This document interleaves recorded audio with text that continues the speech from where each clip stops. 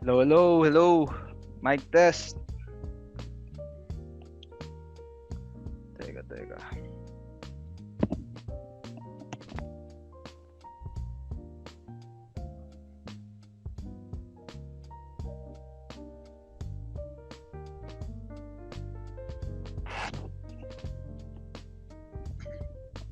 Hello. Hi everyone, good evening.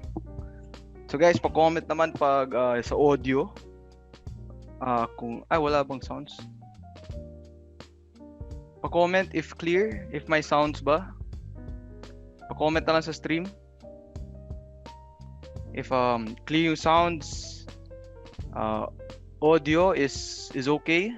Hindi masyado wala. Meron ba? Guys, pa-comment. Wala. May audio ba? Wala. Teka.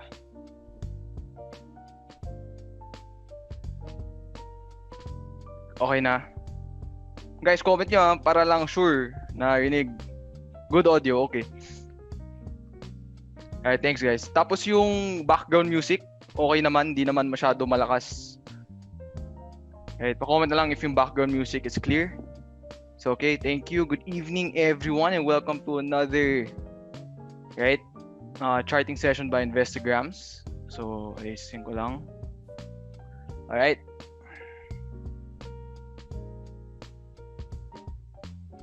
Okay, let's begin. So, chill lang tayo ngayon. So if na-notice nyo, itong previous week, medyo wala masyado ako na produce content, walang vlog, walang conversation with traders. Nagkasakit kasi ako nung Monday night hanggang mga Thursday. So, ano ba nangyari nun? Na-food poison ako. Noong una, kinabahan ako, kala ko COVID. Iniisip ko na, ano gagawin ko ngayon? Siyempre, kinakabahan ako. Tapos yun, na-food poison ako sa siomai. Hindi ko nga sabihin sa ako nabili, pero yun, na food poison ako sa siomai. Anyway, so okay na ako ngayon, medyo. So let's start. Okay, so kuha muna tayo ng mga 10 dito sa platform, tapos 10 sa stream. Okay, let's start. So General Bull, PSEI. Okay, let's begin. Teka. Ayaw lumaki yung picture. Anyway, whatever. Okay. So for the index, sige, input muna tayo ng indicators. So main indicators yung ginagamit ko, lagi yun nakikita, EMA 20, EMA 50. Tama ba? Red ba to? Hindi. Yun.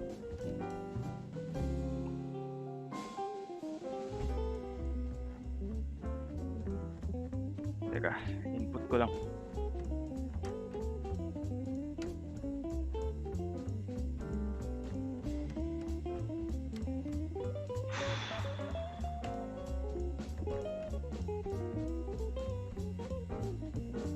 Alright, game. So let's start.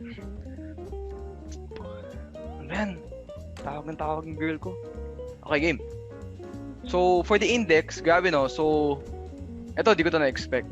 So yung bias ko last week was, di ba sabi ko mostly sa chart session was mostly baka buy on dip scenario mangyayari. Yung nga nangyari. Pero in all honesty, yung expectation ko, which was, yun lang yung bias ko, was probably baka deeper than 6,000, baka mag-below 6,000 tayo.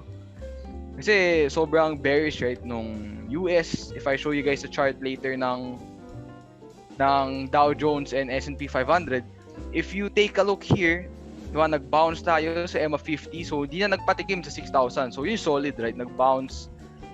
And then let's take a look at nung day na to dito. Ito ata yung parang end of 6 months. Noong una akala ko baka ginandahan lang yung closing, right? Kasi end of second quarter, end of 6 months of the year. Pero yung mukhang legit naman, solid. Ito medyo mataas lang yung volume. Tapos wala masyadong price movement. Pwedeng signs of potentially signs of accumulation pwede. So let's take a look at what happens sa US. If you take a look at the US, I like to take a look at the S&P 500. So guys, sa mga di pa alam, ito yung SPX, tsaka DJI, tsaka NDX. ito yung mga index ng US. So, 3 index nila kasi ang daming stocks, di ba? Itong Nasdaq, ito yung, if I'm not mistaken, mga mostly tech companies. Dow Jones, ito yung top 30. Ito yung parang mga blue chip sila. S&P 500, Standard & Poor's, ito mga top 500 companies ata or something.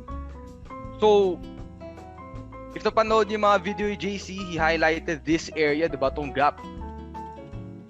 So, ito rin yung nitignan ko na, mukhang hindi kaya i-retake yung gap, diba? So, gap down 5%. So, grabe yung day na yun, no? Gap down, yan, 6%. Tested EMA 50, umakyat, nag-hover, di na-sustain, bumagsak. So, at this point, dito na ako kinabahan. Because I was net long in the US. Di lang net long, I was probably, at this point, 55% long. Right? Lahat long, wala akong short. So, lahat long sa mga market leaders. Siyempre, kapag nag-below yan dito, wala na, magre-reduce na ako pag nag-below dyan, sa low na yan. So, luckily, right, we saw some strength, nag-bounce. So, that's why umokay din yung Philippines. So, now, for the US, you want to see if kaya ba i-re-break to, no? If kaya ba i-take ulit yung gap area na to, yun yung important. Tapos, baka ma-break yung high na 3,000. Kailangan may sustainability above 3,200. So, yung titignan ko for the US. Pero last sa US, di ko rin masabi kung bakit. I think it's still doing the quantitative easing. Diba, Trump probably wants the stock market to look good for the upcoming elections on September ata. So, tingnan natin. Basta, for the SPX and the Dow Jones, as long as above EMA 50, yun, solid yun. And yun. So, that's a good reason yung recovery na yan, bakit nag-recover din yung Philippines. So, now for the Philippines, right, we see parang kung lagyan mong pattern na break yung short downtrend line. So, now let's see lang. Nasa gitna pa siya ng range, eh. So, wala pa talagang conviction in any area. So, tingnan natin, kailangan may sustainability, yun yung important. May sustainability dito sa upper half na range. Then, tingnan natin, may malalakas na opportunities. Alright. Game. SMC. Ay, mali. SMX. SMC by Christian. SMC, wala. Keep it very simple. Medyo, sabi namin last week, kahit ano yun eh, wala masyadong direction, very slow, maraming other opportunities, kahit mga blue chips, we have strong stocks like Bloom, BPI. Doon ka na mag-focus, diba? Pero kung gusto mo talaga pilitin, try mo kunin sa dips, right? Near 100 or at least 98, 99. Gusto mo ng position trade, tahimik lang, tas fast cut lang below 96, ganun.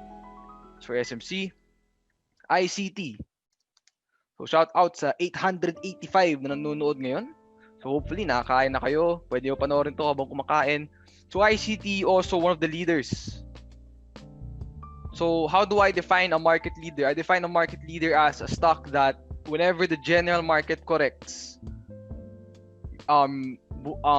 the leading stocks will decline the least and will rebound the fastest.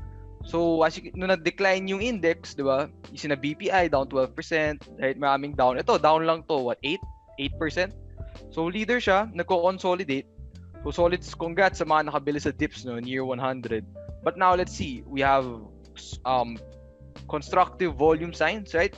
Below average volume during the consolidation. So, holding above EMA 20, holding above EMA 50, we see big volume on low price movement, potential accumulation, biggest volume since the crash. So, actually solid to, but wala ito sa watchlist ko. Teka. So, lagay ko sa high prio ko si ICT. Nalagay na ba?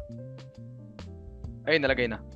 So, yun. So, now, we just have to see if mamigay pa, baka mamigay pa near 100, yun yung pwedeng accumulation area. And then, breakout by 107, 108. Tapos, yung potential major resistance would be ito ng 120. So, psych levels, tapos structural resistance. So, yun yung upside mo, 12%. So, very decent. Pwedeng good risk reward kapag galing sa base, 24% upside. So, good risk reward yung 12% as long as yung cut mo parang nasa 5%, 6% max.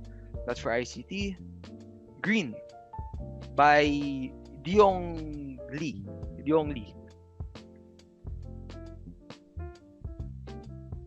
So, for green, again, na-mention ko last time, price structure-wise, one of the leaders, not considering yung mga nag-ceiling. So, sobrang daming continuation pattern na binigay. Merong day sa daily, meron sa intraday yan, yung mga shorter. Right? We have this parang symmetrical triangle, yung sabi Joanne last week. So, di ko alam kung nanonood si Ma'am Joanne. Shout out sa'yo kung nanonood ka. Sobrang daming continuation patterns. Yung DNA ni Green even before. So, yung maganda rin, guys, kapag you're looking for a stock, di ba? Pwede nyo yung gawin minsan. If dating leader siya, pwede yung mag-zoom out. Tignan nyo ano ba yung characteristics sa dati. So, if you take a look here, diba? Same lang always making a big move higher, pero lagi may constructive consolidation. So, meron dito, pero nag-breakdown, tapos nag-re-establish dito. Ito yung maganda kay Green dati. Parang very straight to the point, diba? Then dito, may isa pang consolidation, pero yun, nauntog. So, kinip lang naman niya yung DNA niya, diba? Dito sa, nung naging leader na siya ngayon. So, medyo madami na siyang bases, tas approaching psychological level sa 2. Risk-reward wise, parang di ko na masyado trip kasi pwedeng heavy yung 2 Tapos baka mag-deeper correction kasi laki na inangat. Pero I can be wrong. Parang sabi ko ay dito, parang 3 tas 320 overshoot tas fade. Pero mali ako, nag-4 pa, diba? So now, as you can see, gliding lang siya, no? EMA 20. So solid base buy sana dito. Diba? Up ka sana 9%. So tingnan natin yung important ngayon. If nag-break sa 193 yan, tingnan mo paano mag-react sa 2. Yung psych levels tsaka structural resistance. So assuming na ma-break nyo yung 2, yung next level na babantayan ko yan, ito 230. Ito na yung next resistance na bibigyan kong tuon. So yan, optimistic point of view lang yun, right? So yun, umabot tayo ng 1,000 viewers. No, shoutout sa inyo. Hopefully you're having a great weekend. Right, so tech.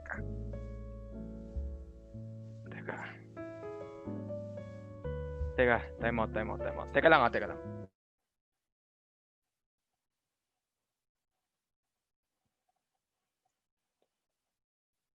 Okay, game. So tech, first, kung technicals lang, ito na yan ito na yung support niya. Yan, nag-dip na siya. So, tanggalin natin yung mga moving averages. So, nag-dip na siya. Nabigay na siya 730, yung level na na-highlight namin last time. So up ka na 10% with comms, diba? So solid, decent bounce, disappointing earnings, up lang 1%. So if structure wise lang, we have a big range here. As you can see, yung range niya, if assuming na basic buy, support, sell, resistance 30%, pero so yung pan technical standpoint sa range siya, diba? So best if you want to buy it at support, diba? 730 to 715 or 7 kung babaratin mo. But looking at it, again, alam ko merong medyo bad news to I've said it for 3 weeks in a row. Parang I'm not sure if tama ba yung nabasa ko, never ko na check. So parang insider selling or something. So kung tama lang ako, the owners are selling shares. So pass na ako dun. But on a technical standpoint, ito yung range na titignan ko. So if you want to buy the dips, talagang 730, di ba? Yung pinaka best buy dyan. So observe na lang. Dito. Teka, yung mga interesting ka agad. Mamaya na yung mga interesting. Mamaya. Balikan natin yung mga interesting sa banda dulo. So ito, nickel. So nickel solid. Ay, na-chart ko na. So nickel solid. Di ko na-expect na mag-hold pa siya. No, nag-break below 180. So yan. Alam ko si JC may hawak nito. So congrats, boss. So yan, marami lang overshoot. Pero okay naman pag let's say binili mo sa 180. Let's say risk-reward wise. Average mo 180. Target profit, let's say previous high. Cut below, so 169 yung cut mo, di ba? Below 170. Solid risk-reward, never nag-close below. Solid. Congrats sa mga bumili ng dip. So ngayon, up ka na mga kalahati, mga 10, 11, 12%. So congrats sa mga bumili. Strong volume, possible na sa 2. Possible gap up, 205. So, observe muna kung ano pwede mangyari. Kung lagay mo sa early, ganda. Wala sa watchlist ko to So yan, textbook, right? We have volatility contracting here. Tingnan nyo yung volume, sobrang baba. We have volume contraction. Yung next vlog ko will be focused on volume, right? How to read volume. So di ko nagawa last week kasi nga may sakit ako. Tapos yun, nag-break out above average volume and we have sustainability on strong volume. So solid. So now, looking to see lang paano siya, ngayon, medyo late na right? Unless pipilitin mo sa 2. Diba? So, gusto ko lang tignan paano mag-react sa 220. So, of course, check nyo yung nickel prices globally. Heavily affected si nickel dun. So, might as well, check ko na rin si FNI. So, same thing, very dependent sa, magkano ba sa nickel ngayon? Hindi na masyado, parang hindi na sobrang laggard. Parang it's its own thing. Pero medyo laggard nga yung nickel. So yung maganda dito, may strike level tayo na piso at tinitignan. Hindi pa siya nagbe-breakout. So ito, pwede mo tignan sa piso. Tignan sa piso, tapos tignan mo paano mag-react dito. Short-term resistance, 110. Pero micro lang yun, weak high. Yung major dyan, tingin ko 120. So, pa 20% yung upside mo from 1 peso. Dito sa area na to. So, observe lang. Actually, interesting nga to si FNI, no? So, nahin natin sa chill lang na watch list. Green, tapos na Converge. No charts, but what do you think about the offer? Save at the end of the session. Unahan ko na. Ako ba? Ito yung magte-tell ko din. Actually, to be honest guys, di ko masyado alam. Narinig ko lang, nakikita ko sa mga post sa Facebook. But I really have no comment on it. Di ko napag-aralan yung documents. Ano ba, meron si Converge na wala si ganyan. So, siguro we'll see more light into it in the coming weeks. So, pero, tandaan nyo lang, yun nga, mukhang may mag-IPO. So, tignan nyo na lang. I think, best na si JC gumawa ng video about it. Parang ginawa niya sa Merrimart. So, comment na lang kayo. JC, paggawa naman ng video. Right, next, RCBC. I think that's medyo illiquid. So, kay FLI tayo. FLI. So, again, as I said last week, meron akong position kay FLI. So, nabili ko sa piso, psych levels. Actually, sa breakout ako bumili sa piso dito. Up na ako 10%. Tapos, nag-fade. Pero yan, parang bigger picture-wise, retest lang naman. So, now, as long as di siya mag-close below 0.99, still holding on to my initial tranche. So, yun lang. Basta above piso, good siya. Pwedeng buy the dip sa piso kung believer ka dito. Medyo mabagal, no?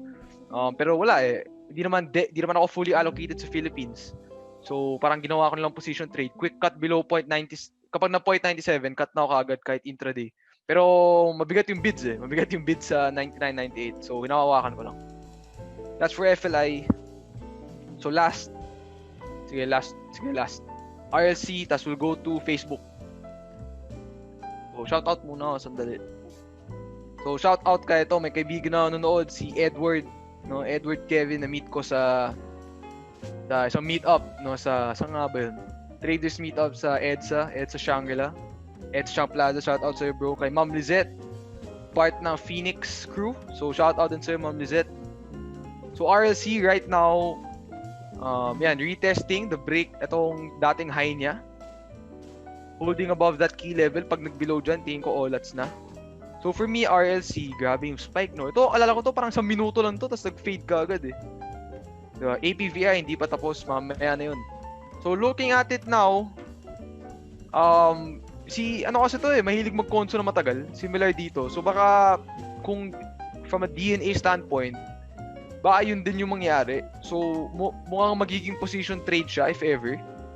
Tapos pwede mong benta dyan kasi nabili mo 17, 16, 70, parang sell on rally sa 20% upside. But again, you're coming from a standpoint na position trade, pwedeng weeks or months bago mag-materialize. Tulad dito, halos 1.5 buwan yan, 45 days bago nag-spike. So yun lang. Alright, so Facebook game. So shout out kay Lim, watching from Malakas State. Saan yun? So shout out sa'yo Lim. Let's go. Okay, so basic muna. Request ni Boss Kenneth SM. So guys, dami nagko-comment no. Baka hindi ko madadaanan lahat sabay-sabay no. So Boss Alvin hindi pa tapos si JGS. Next ko yan para sa'yo. So SM, a much slower mover. So now tingnan natin sa mas. So now we have a consolidation here. Right, so if we can see strength in the index, if we can push higher, obviously magbe-break yan dito sa level na to. So what you want to see now is solid no, nag-support sa EMA 50. So solid sa mga nakapag-ipon dyan no. So up ka na 5%. So let's see kung kaya ba ma-break yung 950, 960. Tapos of course, yung pinaka-resistance talaga, yung 1,000. Ito yung pre-COVID eh. pre-crash. So, pag ma-rebreak yung 1,000, actually, tama ba? Medyo close to all-time highs eh.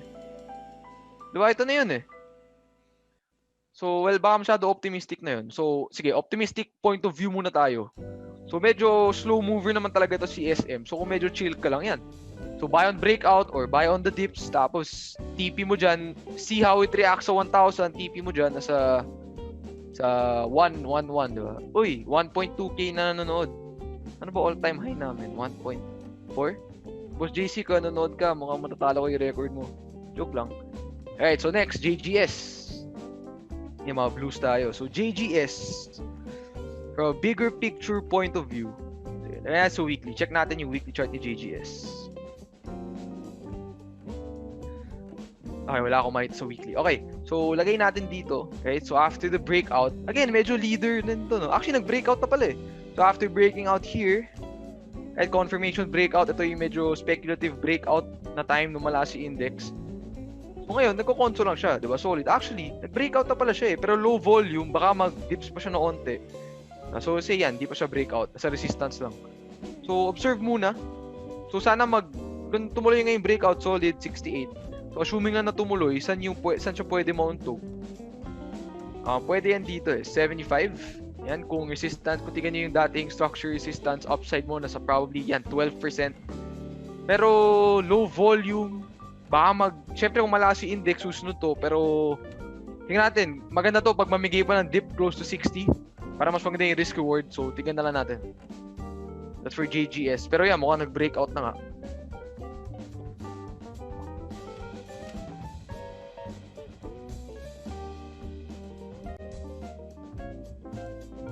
O sige, ito si JC. SecB. Sabi ni JC, sabi niya, SecB or Bloom, ating favorite mo bro, si Bitcoin. So kung di, sige, sa bagay na kwento naman niya. Funny story lang guys. Dati, sige, si Bitcoin, sige, Bitcoin muna. Sige, para good vibes lang, move on na dapat ako dito. So si Bitcoin, may pustahan kami dati JC na ako, tsaka na-meet niya si Kervin, di ba? Tsaka si booking ko na kayo, tsaka si Renzo yung sa Investa Learn. May pustahan kami na si Bitcoin nung, ano level ba yun? Dito. At this point, somewhere here, bago nag 10k dito, sabi namin, pustahan namin parang, ano unang mangyayari in 1 year? Mag 20,000 si Bitcoin or mag 4,000? Pustahan namin nun, parang babayad lang kami. So, bayad lang kami, diba? Tapos yung reward namin, kasi kami, mga bata pa kami, parang times 3. So, malaki yung risk ni JC, maliit lang yung reward. Sa kanya, wala, sobrang lugi sa risk reward. Tapos kami, sobrang ganda risk reward namin. Sobrang confident pa namin, sabi namin, ano ba yan? Kikita na kami sa babayad ni JC, kumita pa kami sa Bitcoin. So, tinitingnan kasi namin dati ito para major breakout or whatever. Tapos yun, ang saya namin, nag 10k, nag above 10k, nag 10.5. Tapos yun, nag-crash. Tapos nung nag-crash, hindi pa naman kami talaga deads eh, sa pustahan. Tignan nyo to, pustahan namin is kapag nag-below 4k. Ano nangyayari? Yan, mga 5 minutes, nag-below 4k, nag-3.8. So yun, talo kami. Tapos ngayon, yan, hovering na dito sa high. So yun lang yung kwento na yun. Kaya gusto i-chart ko yung Bitcoin. But now, looking at Bitcoin lang, sige, bigger picture perspective. Ito ay tinitingnan ko eh. Ano lang naman, ma-break yung 10k. Kung lagay natin sa bigger picture, tingnan ito. Kung bigger picture, right, break 10k, yun talaga eh. So, parang yan yung bigger picture continuation pattern niya eh. Diba? So, as low, kailangan mabasag yung 10k. Psych levels, so, once mabasag yung 10k, dun pwede na magka-momentum, magka-confirmation, yun lang inaantay natin. So 10k. Ngayon, parang may consolidation, pwedeng buy the dips, no? Kung gusto mo baratin, parang below 9,000, yan, close to 9,000, 8,887. Pero ngayon, wala pa ako ginagawa, naantay ko talaga yung confirmation. Alright. So sabi ni JC kanina, SecB. So ito yung pina-trip ko sa banks. So sabi ko last time, I think 2 weeks ago, buy close to 100. So may bids ako dyan, 100.50 parang ganun. Pero di na feel eh, 101 lang yung low. So ngayon, tingnan natin, since gumagana yung index, pwede na siyang momentum play. So, ano ba yung pattern? So, kung alam nyo, inverse head and shoulders, reversal pattern fino-form niya ngayon. Gumaganda ngayon yung right shoulder, no? Low volume consolidation, earnings are up for 2019. So, pwedeng mabait, mabigay ng dips kahit 105 na nga, wag na baratin, tapos cut below 100. So, 6% risk. Pero kung gusto confirmation, buy on the break of 150, probably 115. And then, if I were to set a target profit, it will be at around dito na sa 150, siguro 150, somewhere here. So, 150, yan. So, upside mo, actually, siguro medyo medium term siya or medyo long shot yung 33%, no? Hindi ka agad-agad. Baka it will take a while. Pero yan yung talagang significant, di ba? Kung gusto mong microhin, pwede mo i-check dito sa 126, 125. So, weak resistance sa yung support dati. Pwede mo spot. Pero 12% ng upside mo. Pwedeng trim onti doon or pwede mag-add kapag bullish talaga yung environment. So, yung tingin ko ay SECD. So, sa high prio watchlist ko to. Oo nga, wala eh. Binabarat ko talaga yung 100 eh. Di ko talaga, oo nga, kainis. Anyway. So, Bloom. So, Bloom, isa pa ulit sa mga leaders, no? So, yung highlight ko last time, nung wala pa to, parang dito pa lang tayo eh.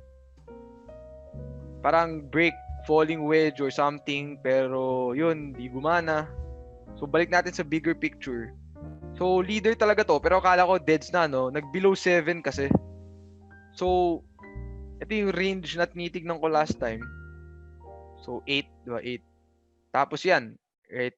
So, 720, breakdown, nag-breakdown below 7, nag-close at 7, pero breakdown na eh, above average volume. So, hindi ko na nakuha yung, ito, favorite setup ni Berio, yung bear trap. So, yung spring, kung tawagin yan. Kasi maraming, so yung logic dito is, so kung micro yun pa natin, maraming na shake out dito sa level na to, meaning maraming na-cut, maraming na stop loss, maraming na-cut loss, tapos bumawi. Ibig sabihin no, malakas talaga, accumulation. May konso pa dito, solid talaga. Nakabili ka, re-break, EMA 50, 725, hawakan mo lang, up ka na 9%. So, congrats sa mga nakakuha nun.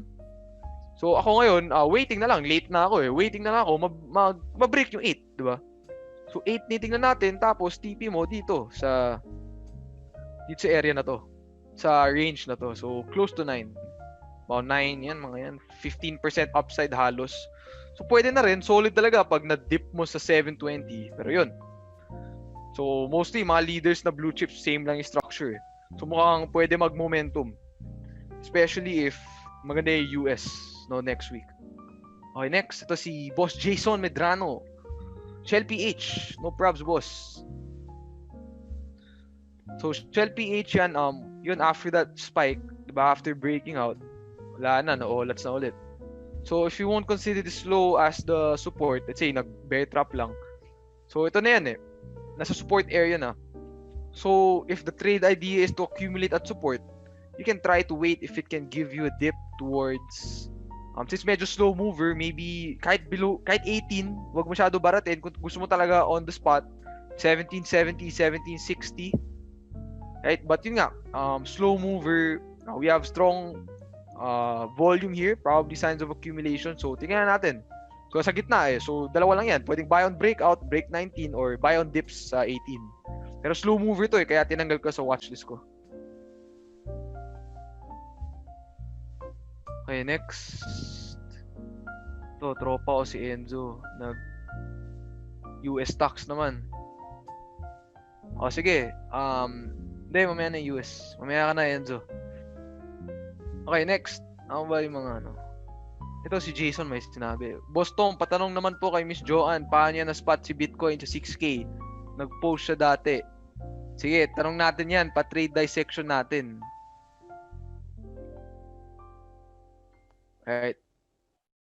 Dito, hindi patapos. Sige, blue chips muna. Chill muna tayo. GT Cap. So, GT Cap, medyo, good earnings pero down. Pass ako dito. Parang hindi ko trip yung structure niya. Tapos, on a day na marami nag-up, siya nag-down, di ba? So kung titignan mo yung yan, parang nag-try mag-break pero no olats. Looks like it's retesting sa micro pero walang clear signs for me. Walang buy point para sa akin. Diba? Parang ito yan downtrend line, diba? Nag-breakout, tapos sinalpak. Looks like it's retesting. Kung accumulation buy, ito na yan, itong range na to. Right? If you want to try to accumulate it, yan, sa structure na nandyan yan. So, a deeper dip probably towards 455 or 450. So, tignan natin. Tapos, pwedeng i-range trade. Diba? Pwedeng ganyan, i-range trade mo. Pero personally, ako, di ko masyado trip si GT Cap. Take a look at, sabi ni, sino sabi mo, may nag-request ng fruit. Saan yung nag-fruit? Yung na mahanap. Sige, fruit. So, if take a look at fruit, so yan, tumatagal na yung konso. Pero consistently, kung napansin nyo, naglo-lower high siya lagi. So, dito we have a high. Kung sa konso lang ito, we have a high, we have a lower high, and we have another lower high. Matas mukha siyang, yan, pang descending triangle. So, if gusto mo talaga bilhin, so see how the earnings are. Earnings are up. Oh, wow. Earnings are up first quarter. Earnings are good. Pero technical wise, we have to see if kaya ba break yung 140 tas 150 from a technical standpoint. Tapos yun, medyo mahina daming lower highs Tapos pwedeng dip buy talaga. Ito sa parang short term support 125. Kung gusto mo baratin 120, tas quick cut below na lang sa recent low. So week low pa 115 cut below. Pero pag nag-close below 120, baka lower level piso pa. Tapos sige, since marami nag-aabang, magbibigay na ako ng maganda. Sige, tingnan si dito. Ito na ang inaantay ng lahat.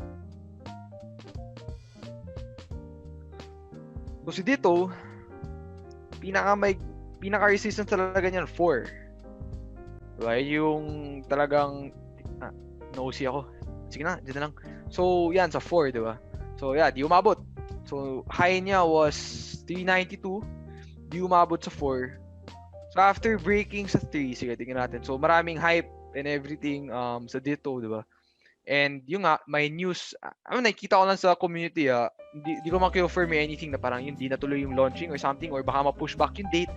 We have a shorter consolidation here. Pero bakit ako, hindi ko na masyado titingnan si dito sa higher prices? On my point of view lang is because nung nagde-decline siya, if mapansin nyo, sobrang heavy yung volume. It's declining on heavy volume. Unlike if you compare it here, diba, it's declining on much lighter volume. Pero dito, medyo heavy volume decline na may kasama pang gap down. So at that point, medyo warning signal na siya for me na hindi naman deads, pero ba deeper correction, diba? So now, bumawi. So yan, we see, for me, these were signs of distribution. Saan yung arrow? So distribution meaning kapag we have down days on heavy volume, so that for me, pwedeng distributive signs. We have one there, we have another one here. So 3 days in a row. So inaantay ko na, baka mag-deeper correction, baka mamigay pa sa tres, diba? Tapos yan, umakyat, and then eventually bumagsak. Right, so now I'm looking at, nag-hold siya sa EMA 20 at 322. Pero, tanggalin ko muna yung arrows, medyo distracting. The following day yan, we have heavy selling. So na-trail stop ka na kapag nag-break below 320. Kung may position ka, na-trail stop ka na. Kung bumili ka dito sa conso, hopefully nakapag-cut ka na. Tapos heavy volume. So now, of course, warning sign na yan yung nag-below. Kung trend-wise lang that's already a warning sign na nag-below EMA 20 yung heavy volume. Pero now, titignan natin, nasa trash siya. Diba? Nasa psych levels, nasa dating, diba? Kung saan siya nag-support dati. Kung lagay natin sa hourly perspective, mukha siyang double bottom. Labas tayo ng RSI. So, never mind. RSI oversold. Wala palang bull div. To? Sige, huwag na tayo maglagay ng RSI.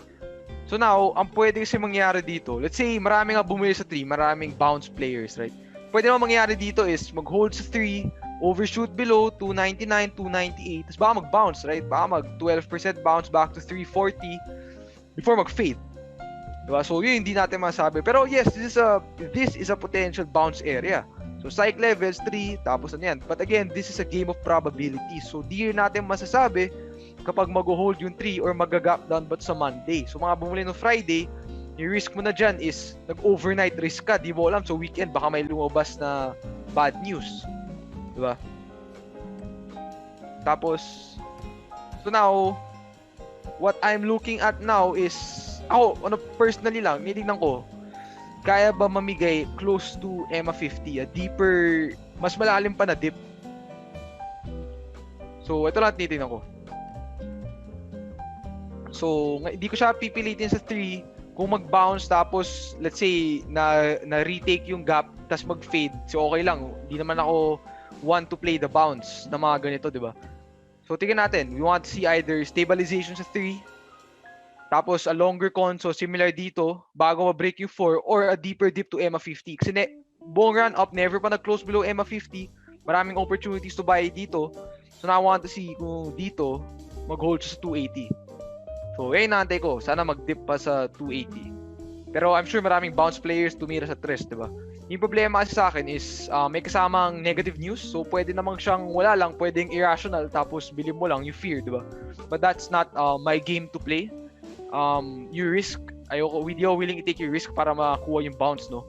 Especially, maraming selling nung day na yun. So, yun lang din ako. So, gusto ko lang, to cut it short, inaantay ko pag mapapagbigyan pa ba ako sa EMA 50. Yun lang naman. Okay, next. Holcim. Full disclosure, meron akong position sa Holcim. So, di ako want to play the bounce kapag yung katulad sa dito. Pero, I want to play the bounce kapag nag-a-approach siya sa major na levels. So, yan. Parang binabalikan niya yung 6. So, I only play the bounce 2 occasions lang. Kapag namigay ng dip sa dating base na sobrang luma na sobrang significant na dati na may psych levels. At this case, we have 6 pesos tapos may bull div. So parang yun yung, binigay ko na. Yun yung bounce setup ko. Diba? Yun yung mga, kasi di ako talaga want to catch a falling knife, but if I have a confluence of different signs, I probably would take it. So that's what I did. So binili ko dito sa 605 ata. Tapos yan, up now 12%. Pero yung target, so, sana nabenta ko na pala na lower high. Pero target ko talaga 7 sa EMA 20 to sell a portion. So target ko talaga 7, so parang ganyan. Pero yun, hawak ko pa ngayon. Yan, mukhang nag-dip ulit. So for me, as long as above 6, okay lang. The moment na mag 5.95, cut na ako. So very tight cut. I think it was a 3 or 4% cut, 0.5 VAR exposure, very small exposure. So yun lang naman. So right now, andyan pa yun sa level. We still have another bullish divergence. Probably mag-higher low ulit yung RSI. So tingnan natin. Kung mag-dip pa lower, paano siya mag-react sa 6, diba? If ever mamigay pa sa 6. You want to see buying, diba? You want to see na nafe-feel talaga yung orders na nag-dip sa 6 is umakit ulit. Yung ititignan ko sa Holcim. Since may position ako, chill na lang ako. May auto stop ako below 6. So pinapanood ko na lang. Next, si John, Boss John, MWC. So, MWC, ito, interesting. So, if alam nyo guys, yung RSI, pwede rin yung gamitin yan pang breakout trigger, parang ganyan, no? Yan, na-break yung parang trend ng RSI. Pero, anyway, na-mention nga ni JC, pwede ito maging leader. So, yun ang ngayon nangyari. Last week, sinabi namin na ako personally, I wanted a deeper dip again, pero yun nga, di na nabigyan. Last sa index. Earnings-wise, earnings are down, pero okay lang yun. Well, di siya okay, pero itong technical trader lang yan. Nag-breakout naman, we have 2 days of sustained volume. So dito may day tayo na nag-fake out, siguro may profit taking. Pero nag-hold naman sa resistance the next day, low volume. The next day, yan, up. Diba? Up na malaki yung volume. The next day, volume ulit. So, successful breakout. Congrats sa mga nakakuha. Up ka na ng mga 7%. But now, we have to see paano siya mag-react dito. Ito na yung pinaka-major, yung dating, yun na yung, basically, yun na yung high niya dati. So, tama nga si JC, leader nga to. Yan, mukhang inverse head and shoulders, nag-breakout na sa neckline. So, ito na talaga tinigin natin, 450. And then, potentially, big picture, medium term, right? Not immediately, unless mag-momentum, baka 18, right? Yung dating breakdown level. So, tingnan natin. Next, ito si Adrian, ACPH. Uy bro, shout out sa'yo. Top 5 Investagrams Trading Cup 2019. Si Adrian. Kamusta bro? Sana hopefully safe kayo lahat ng family mo. So SPH again, na-disclose ko last time, I have a position here at 2.20. So titignan ko dito is potentially mukha siyang leader para sa akin eh. Ito na yan, yung neckline niya 240. Was looking at it from an inverse head and shoulder standpoint. So binili ko siya dito sa 220. So bakit? 'Di ba? Nung chinart ko kasi siya, di ko na kinonsider tong overshoot. Kasi itong mga minor overshoot, personally lang, di ko na masyado kino-consider pag nagpa-plot ako ng consolidation. So yan, so buy the dips lang. So I bought the dips, bought it at 220 holding, right? Nasa upper half na range, which is good. So now I'm just waiting for it to break the neckline of 240. Tapos, teka, may nag-chat. Teka, time out. Time out lang guys, time out. Important.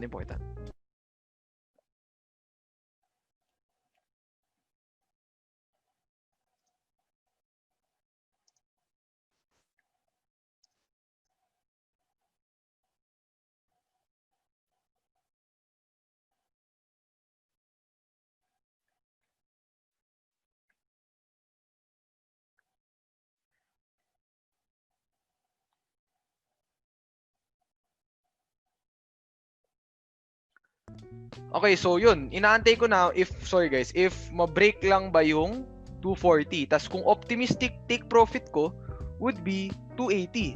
Yan na yung next resistance major 280. Tapos, ito yung pinaka optimistic na pwede mangyari is kaya bang basagin yung tres, di ba? So yan yung optimistic talaga. Right? So yun lang, inverse head and shoulders, looking for it to, so initial TP ko, so sell half na ako dyan sa 280, tas kung ma-break man yung 3, hold na ako for bigger move. Bibili pa ba ako sa 3? Hindi na. Bakit? Kasi ganda na ng average ko eh. So, kung napanood yung vlog ko dati, minsan kasi naging greedy ako. So, minsan pag ganyan, ano ba yan? Mukhang all-time high, mag-a-add pa ako. Yun yung mali ko. Usually, at times nangyayari yun, na-allats ako. So, hold na lang ako for a bigger move. Right? So, yun yung tingin ko kay SPH. So, teka, tingin muna tayo dito.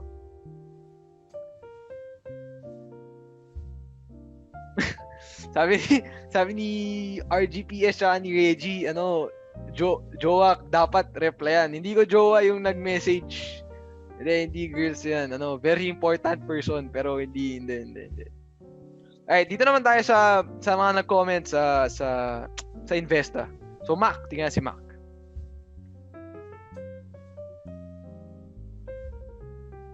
So si Mac yan, wala masyadong difference from last time. So namigay siya ng dip. So congrats sa mga nakakuha dito. Ako hindi ako nakakuha. So now I'm just really observing it. I'm observing to see, right, ano ba yung mangyayari. Pero if it could give me one more dip, right, near 610, I would probably take that one. Diba? Just a simple support buy, nothing fancy. Diyan, consolidating, big move, consolidation. So nagtry mag-break out na all at sa bentahan, pero holding pa rin. So if not, if I'm late, we have to see if it can break 7. Yan yung continuation pattern kung tawagin. Tapos for me kasi, mataas pa yung upside. On a risk reward standpoint, mataas pa rin eh. Diba? 7, kung structure-wise lang, TP mo dyan, 850. So 23% upside. Pero looking to get an initial tranche somewhere 610. Tapos fast cut na lang ako. So quick cut kapag nag-below 590 or 588, yan, cut na ako kaagad. So pag nakakuha ako sa 610, yan, 615, 610. So, cut na ako kaagad. 5% downside lang. So, good risk reward. So, that's for Mac. So, might as well, sama ko na yung kapatid. Teka, time out ulit guys. 1 minute.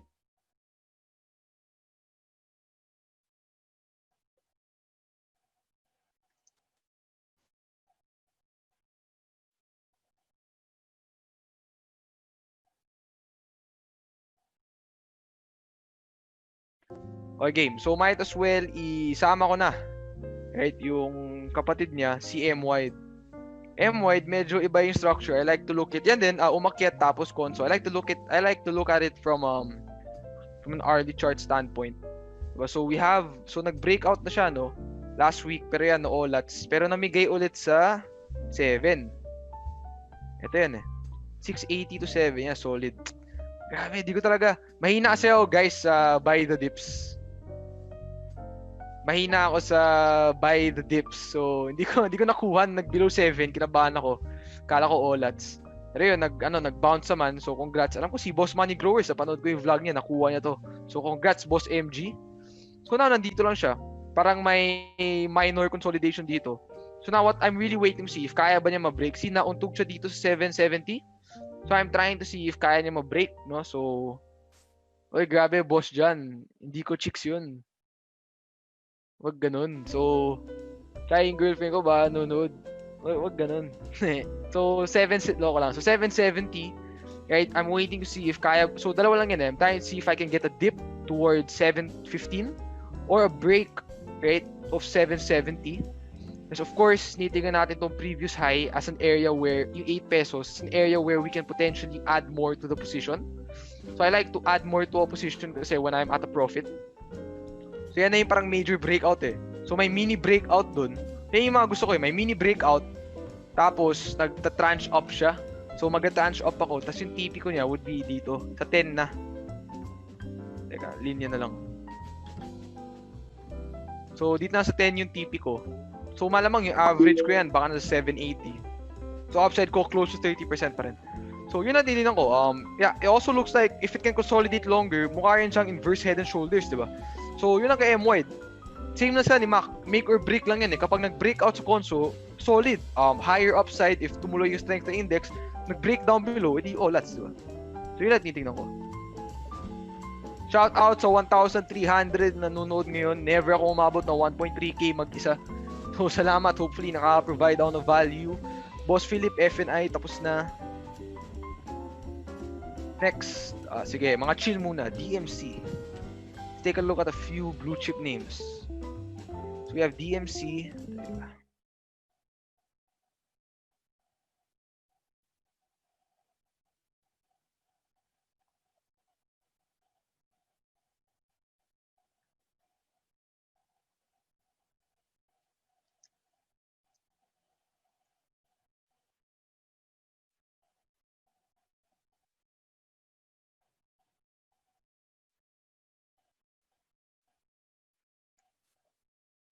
Guys, just give me 1 minute lang. Give me 1 minute. Sige, chart ko muna may kailangan na kasi ako ayusin. Chart ko lang si DMC. So DMC, ano to eh, property name mukhang mahina eh, yung prop ngayon. Kasi kung tingnan natin, for example, si Meg mo talaga, dito mo talaga malaman kung malakas eh. So bumabawi naman, but kung focus lang tayo sa DMC, if I were to trade this, I'd like to see a dip to 4. Parang yun na yung pinaka-okay na position trade eh, pag makuha mo sa 4. Diba? So, yun lang. Inaantay ko lang if kaya bang, yun lang talaga. I'm trying to see if you can give me one more dip towards 4. Wala ako nakikita structure kasi medyo, diba, pangit yung bagsak. Yun lang. Just try and see if you can break 4. If you can give me a dip to 4, is parang confirmation mo na dyan is kapag ma-break pa yung 450 eh. So, yun lang. Parang nasa range siya. Dito nag-overshoot, na breakout, nag-fade, retest support. So, now, let's see if you can give another dip towards 4 or if it can break 450. Right, so ito. Next. Sige. MG. Dito, tapos na. ICT. Dito, si Cebu. Cebu Pack. So, kung si Cebu Pack, or Cebu Air rather, yan, nauntog siya sa EMA 50. So, personally, di ko to masyado tinitignan. Pero pwede rin to maging malakas na stock kasi na flights will eventually continue naman, 'di ba? And you know, baka we can see some strength. We saw a mini consolidation here. For me, titingnan ko lang kapag kaya ba mabasag, right? Tong EMA 50, siguro 45. Siguro yung confirmation ko dito is sustainability above 45. Di ko naman kailangan madeliin to eh. So titingnan ko lang, pwede yan. Or kapag gusto mo talaga confirmation is kapag, 'di ba, ma-re-break tong resistance, tong gap, tong 54. Pero yun nga, upside mo yan after EMA 50, 20% na rin. So siguro yun nga, sustainability above EMA 50, 45. Kung mamadaliin mo yan, na fade ka nung Friday. But yun nga, 45, 46, 47, observe paano siya mag-react dito. Right? Pwede kasi dyan parang mag-overshoot, mag-break, tas mag-conso. Pwede mo bilhin yung dips bago mag-further upside. Yun din ako sa bupa. Pero ngayon, observing pa ako, di ako nagmamadali masyado. So guys, Give me 1 minute lang. 1 minute. May gagawin lang ako sandali. Wait lang.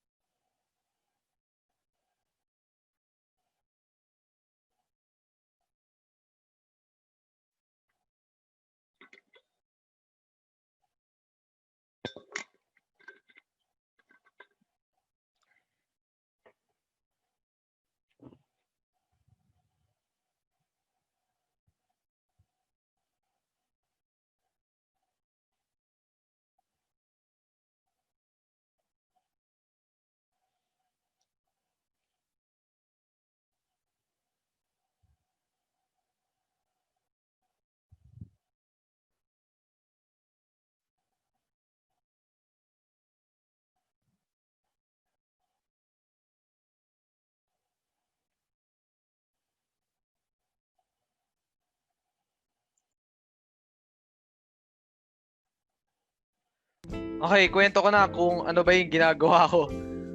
So, guys, yung ginagawa ko kasi, tinatry ni sasali sana si JC sa chart sesh, pero nagkaka-problema, hindi siya makapasok sa Zoom, nagkaka-error kasi may iniba ata sa settings para sa Q&A for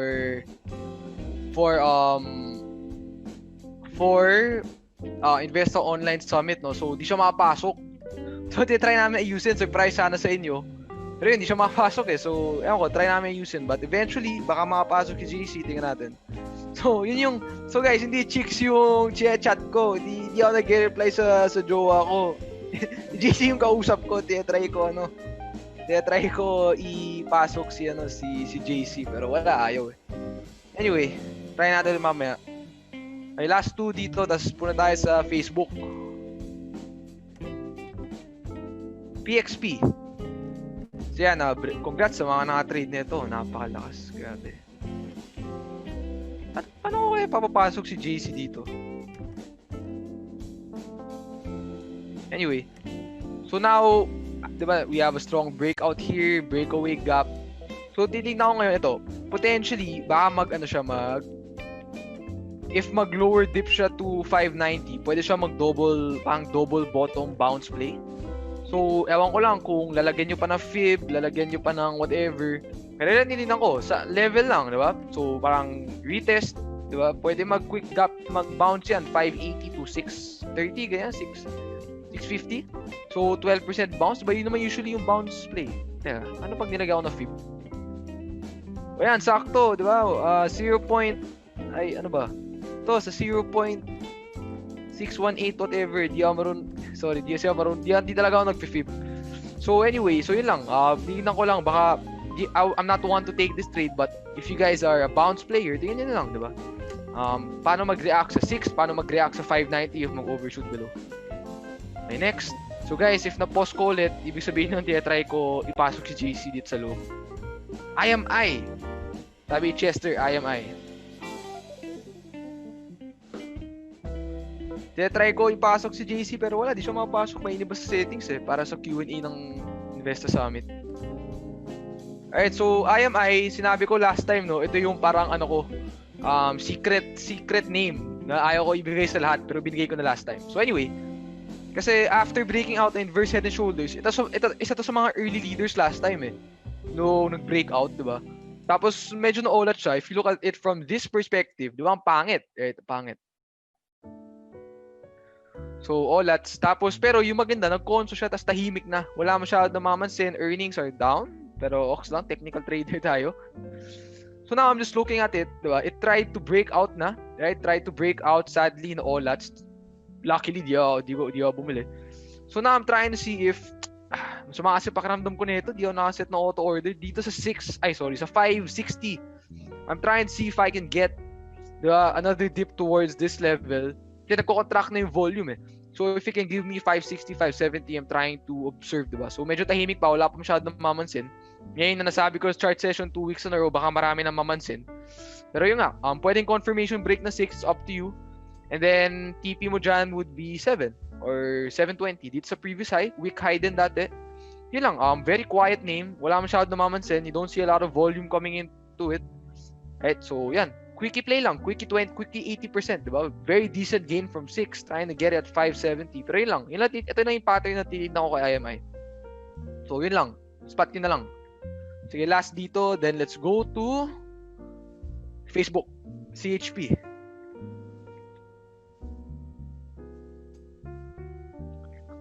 So now if we take a look at CHP, wala eh. Parang uy, teka, si Boss Ronaldo may sinabi na na solusyon.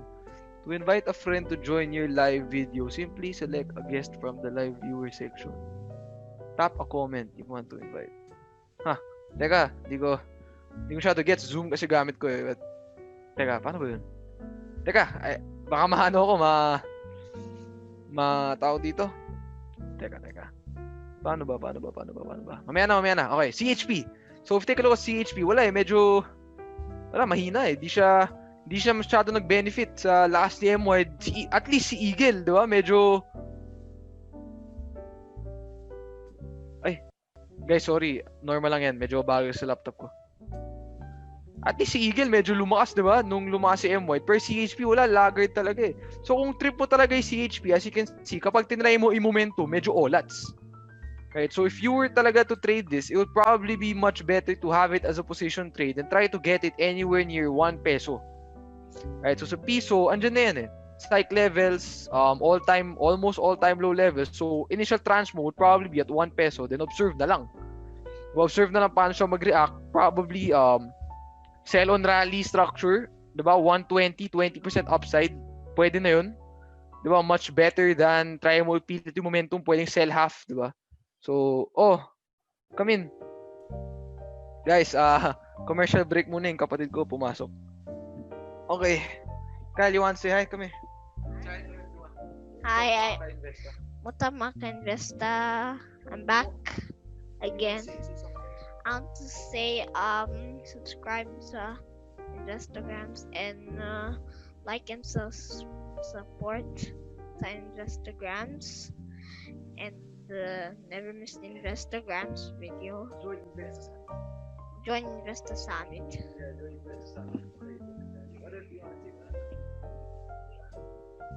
I want to say one.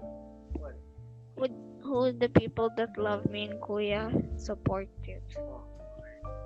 Thanks, Kyle. Bye-bye. Say wave bye-bye to everybody. Yeah, you can go back na. Okay. Thanks, Kyle. Alright, so as mentioned by by Kyle. Guys, di ko anak yun, kapatid ko yun. So as mentioned by Kyle, you can come back later. So as mentioned by Kyle, Investa Online Summit is still ongoing. The Invest Summit is still ongoing. I think you have until Monday to buy, I think, a ticket. So ongoing pa yung live Q&A. If na-miss nyo yung live Q&A, we still have, right? We still have, it's recorded so everyone has access to it. You'll get it, I think, through Investa Learn. Boss Ronaldo, binibigay ko yung link pero nagkakaproblema kasi may ginawa settings nga para sa Investa Online Summit.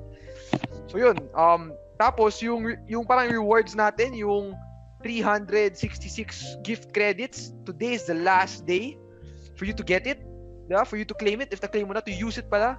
So if you want to join Investa Online Summit, you can use that, right?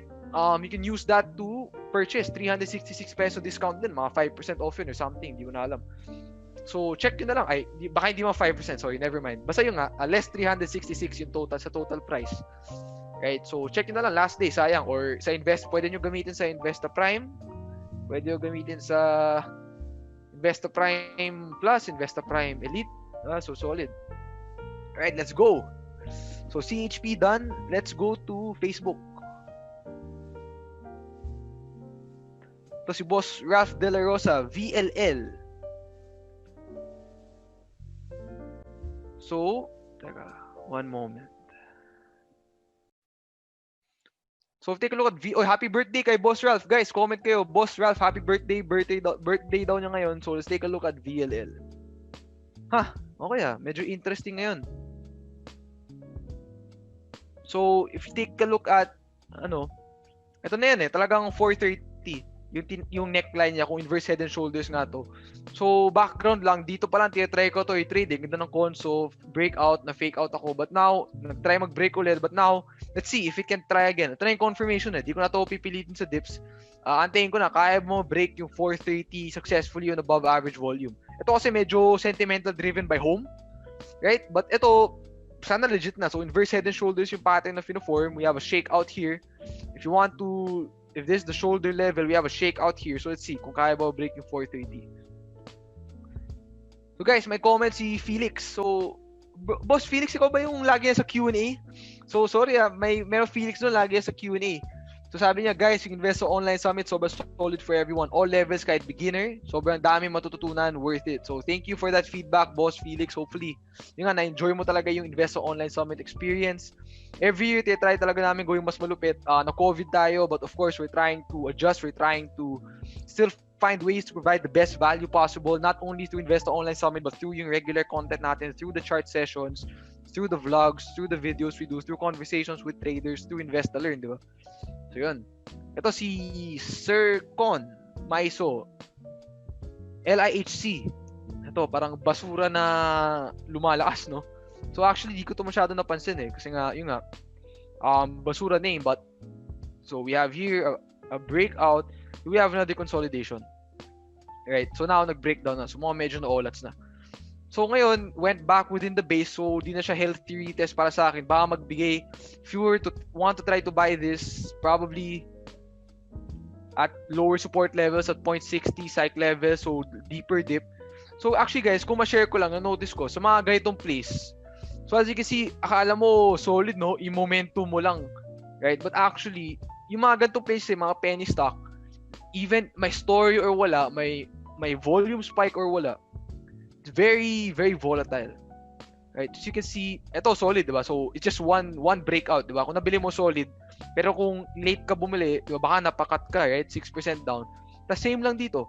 We have a consolidation here. Tapos kung strict ka lang, bibili mo lang, break 0.67. So pag nag 0.68, bibili ka, baka mapakat ka lagi kasi after 1, 2, 3, 4, 5 times siya nag-fake breakout tapos nag-dip towards support. So talaga mapapakat ka. So yung ma-share ko lang sa mga ganito ko experiences sa mga penny stock na ganito would be na try to get it on the dips. Yung mga ganito, especially if nakita nyo sa DNA, nalayo siya ng whipso, try to get it on the dips. So, nakailang bigay siya, kahit hindi eksakto 0.60, kahit 0.62 at the latest, di ba? Once it goes back to resistance, you will still be up 9%. And if dito ka bumili, say dito sa 0.62, di ba? Tapos yan, umakyat, bumagsak ulit. Di ka mapapakat, di ka mapapashake unless na lang yung cut mo, break even, di ba? Pero kung cut mo below 0.60, never ka masa-stop. Yan, volatile yung P&L mo, but at least never ka masa-stop out.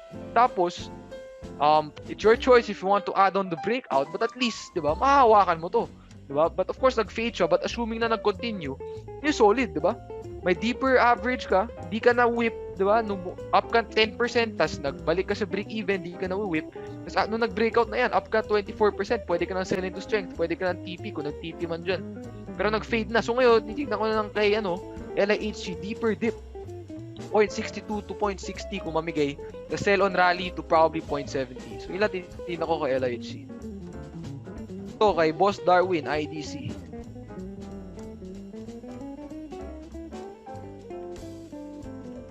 So, ito, medyo din, no? Last mong whip. So, muntik na yun ako ma-whip dito, pero late na ako nakabili, so di na ako bumili. So, parang ito yan Yan yung breakout na inaantay natin lahat. Wala Lagi nang fake. So, the same concept applies is if you can get it somewhere 195 to 2. So, So mukhang okay lang pag nag-overshoot below 2. So parang pwede siyang position trade na lang yung galaw. So if you can get it anywhere close to 195 to tight stops, pag nag-below 195, cut ka na kagad. Or kung 195 ka nakabili, cut below 190, di ba? It's up to you. But the beauty for me of, putting your initial tranche at support levels is di ka ma-whip ka agad, di ba? Kung gusto mo talaga hawakan, di ka mapapakat rather sa mga fake breakouts like this or like this na nag-fade the next day. But for now, IDC, malakas eh. There's volume coming in. Nilalaro siya ng mga tao. Very volatile. So, mga to place. If I'm not day trading it, which I don't do, I will try to see if I can get it at a deeper level. So, 195 to 2. Okay, next, si Van or Vane. Home. So, si Home, very similar to MY than MAC. So, it's in a continuation pattern or a consolidation pattern, whatever you want to call it. Right, yan lang yan. Basic lang. So, right now, it's in the middle of it. So what I'm trying to see, what I'm trying to see is if kaya bang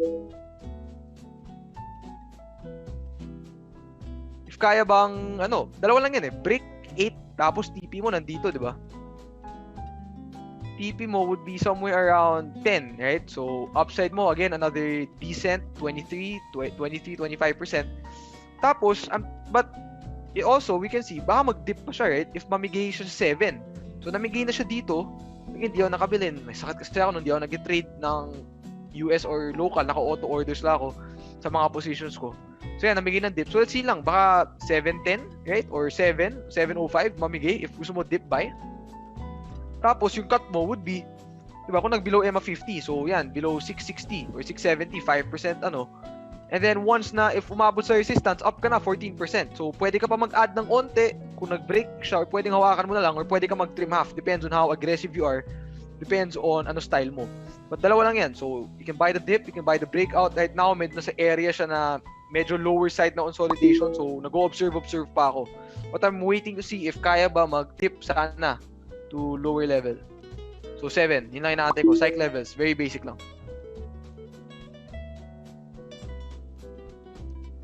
Alright guys, please comment below. Teka. Ano ba nangyayari ngayon? Feeling ko alam ko na paano invite si JC. Guys, teka. Comment down below nga pag gusto niyo. Kung bigyan niyo lang ako na 3 minutes, try ko asikasuhin kung makapasok pa si JC. Comment down below kung gusto niyo gawin ko yun. 3 to 5 minutes, try ko ayusin para makapasok siya. Anyway, tuloy ko muna yung chart. Gusto ko lang makita yung comments nyo. Okay, MPI. Sabi Tim, MPI. Looking at MPI, nauntog na sa major resistance eh. Right, so now I'm trying to observe. Diba? What's it gonna do now? Right, so congrats sa mga, like I said last week, sa mga nakakuha sa breakout ng 3 pesos. No, so if nabenta mo sa high, right, you have 30%. So solid. So congrats sa mga kumita. But now I'm trying to observe. 'Di ba? Ano na gagawin ni MPI ngayon? Will it really break this key level? Diba? Or baka mag-fade siya. So ngayon, it's holding above EMA 20, 'di ba? Nag-dip. So buy on dips ka diyan. So solid, 'di ba? And then now we're trying to see if pwede yan. It's up to you. You want to buy the dips of the consolidation. Nothing wrong with that. 360. Confirmation buy ng neckline ng bottoming out pattern na to, whatever this is, would be 380. Right? And then let's just say na optimistic point of view lang na kung malakas talaga si MPI, yung next resistance mo would probably be around this area. Right? 450. Again, I'm just giving 2 points of views. So 16% upside at any point in time. Pwede ma-olats, di ba? Pwedeng bumagsak. Right? Pwede mag-deeper dip pa yan. Baka 330, baka EMA 50. So, observe na lang. But now, maganda pag mag-consolidate pa sana siya ng mas matagal. Right? So, yun, na-observe ko lang ngayon. So, kaya ba ma-break yung 390 to 4? Yun yung psych levels na titignan ko. Sige guys, give me 3 to 5 minutes. Pause ko muna yung CR break kayo. Kung kailangan nyo mag-CR. Kain kayo ng merienda. Give me 3 to 5 minutes. I will try to get Boss JC in the stream.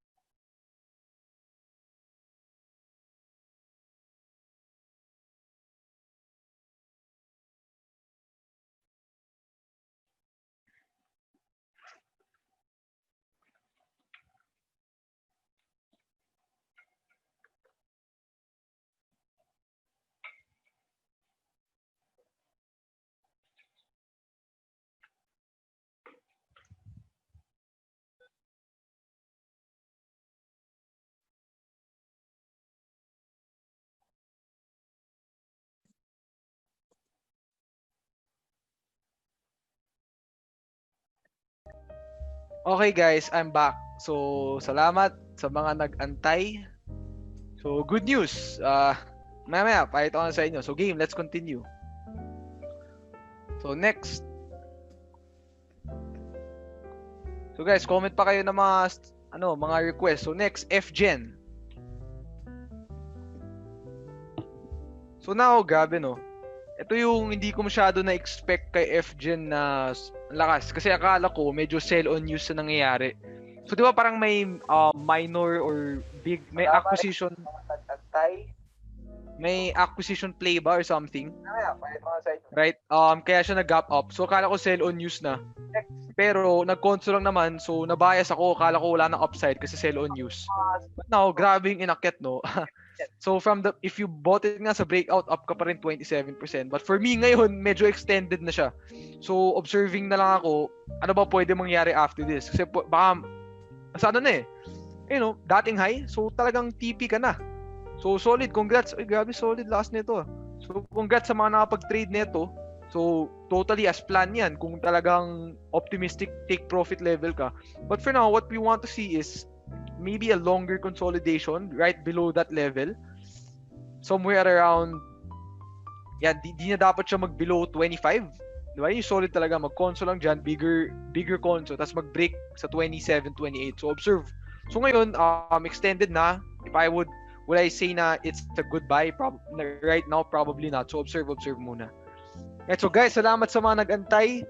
So, sa mga nagko-comment kanina, kung ba't ako nawawala, ba't ako nagpo-post, may mga nagko-comment, chat ko daw, chicks ko. Wala akong chat na ganun. Diba? So, kachat ko si Boss JC, try ko ipasok sa but now he's here. So, boss, andyan ka ba? Wala pa at si boss. Ay, nag-CR ata si boss. Sige, isa pa. Papasok na lang yan pag game na. Costco by June OL.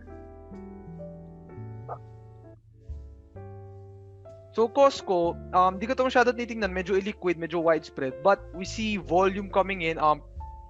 Baka cross-trade, di rin natin masabi, right? So, muna, observe, wala pa siyang magandang structure, in my opinion. So, di ko pa siya masyado tinitingnan, di ba? But, kung pipilitin mo talaga, parang buy on breakout 570, di ba? But for now, kahit umakyat siya or not, I'm not seeing a good sound base or a structure that I like. So, observe muna ako. Kung legit na yung volume na to, baka magka-bigger move pa, diba? So, antabayan na muna natin what can happen. The next, maybe 1 week or 2 weeks. So, si Ron Lim, IRC. So, IRC, sayang no, nag-fade. So, nag-break na. Nag-break dito, nag-console at the highs, pero yan, medyo na-olats na. So, nasa range pa lang naman siya. 0.76 yung pinaka-base. So, same lang. Sa gitna siya ng range, wala pa masyadong nangyayari. So, observe muna kung ano mangyari. Pwedeng lower dip, plus 78, 77, or buy on breakout, parang confirmation 0.88, 0.90. So, observe lang muna in my opinion. Kasi, tas kung legit naman talaga to, syempre, antay natin ano ba pwede mangyari sa piso. Tapos, optimistic take profit would be at around 116 to 117, yung dating structure resistance or structure level na naging support resistance dati. So, observe muna. Alright. So, boss, goods ka na? Hey Tom, sipag mo mag-chart Oy, salamat. So, guys, comment down below. Dito na si Boss JC. So, maling link pala yung sisend ko kanina kaya di siya mapasok. Guys, pasensya na sa technical difficulties. So, yan lang yung proof na hindi chicks yung chat ko. No, si Ma'am Joanne nagmamaneho pa daw pa uwi kaya hindi pa siya makakasama. So tingnan natin gaano katagal pa mag-last tong chart session. So, sige, go lang Tom. Alright, next. Ito si Gina, URC. So si URC, actually may position ako dati a few weeks ago. So titignan ko tong con pattern tapos binili ko sa breakout and then my target profit was dito. Sa ano ba to? Teka. Nakaharang yung mga mukha namin. 163 or 160, di ba? Pero up na ako mga 12% or something. Pero wala, di umabot eh. So yan, nag-fade, nag-cut na ako break even. Medyo laggard kasi yung dating. Pero ngayon, nagko-conso pa naman dun sa breakout level. So, observe na lang pag kaya bang pwedeng buy on dips 130 or buy on the breakout of 135. Pero ngayon, medyo kung blue chips lang yung pag-uusapan, parang for me, mas maraming interesting names. Tapos, kung sa leader sa consumer, tingin ko si Jollibee yun, nauntog na sa resistance, pero ngayon bumabawi. So, kung consumer blue chip, parang mas trip, consumer CYC, di ba? Something like that. So, titignan ko na lang si Jollibee. So, sama ko na yun si Jollibee, mukha siyang inverse head and shoulders. So, maraming similar yung gantong pattern ngayon, no? Conso, breakdown, bumawi, conso ulit. So, now I'm looking to see if kay Jollibee, kaya ba ma-break yung 150. Right, so inverse head and shoulders, yung neckline. Plus yung target profit ko dyan would be at around dito na. So, below 200, so mga 185, 190 area. So, medyo siguro, yan, 22-23% upside. Yun yung titignan ko for Jollibee. Okay, next. Nagbenta ka nung URC, bro? Oo, nagbenta ako eh. Saan mo nabenta? Nag-sell ako at break even. So, average ko 130. Nung nag-130 ulit, nag-outs na ako. So parang tin-transfer ko na lang sa mas mabilis na gumagalaw. Okay.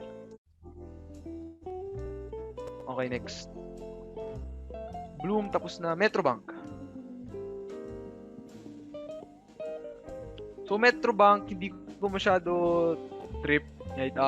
Yung pinaka-trip, kung top 2 sa banking sector, sa finance sector, yung trip ko talaga would be BPI and SecB, with number 1 being Security Bank.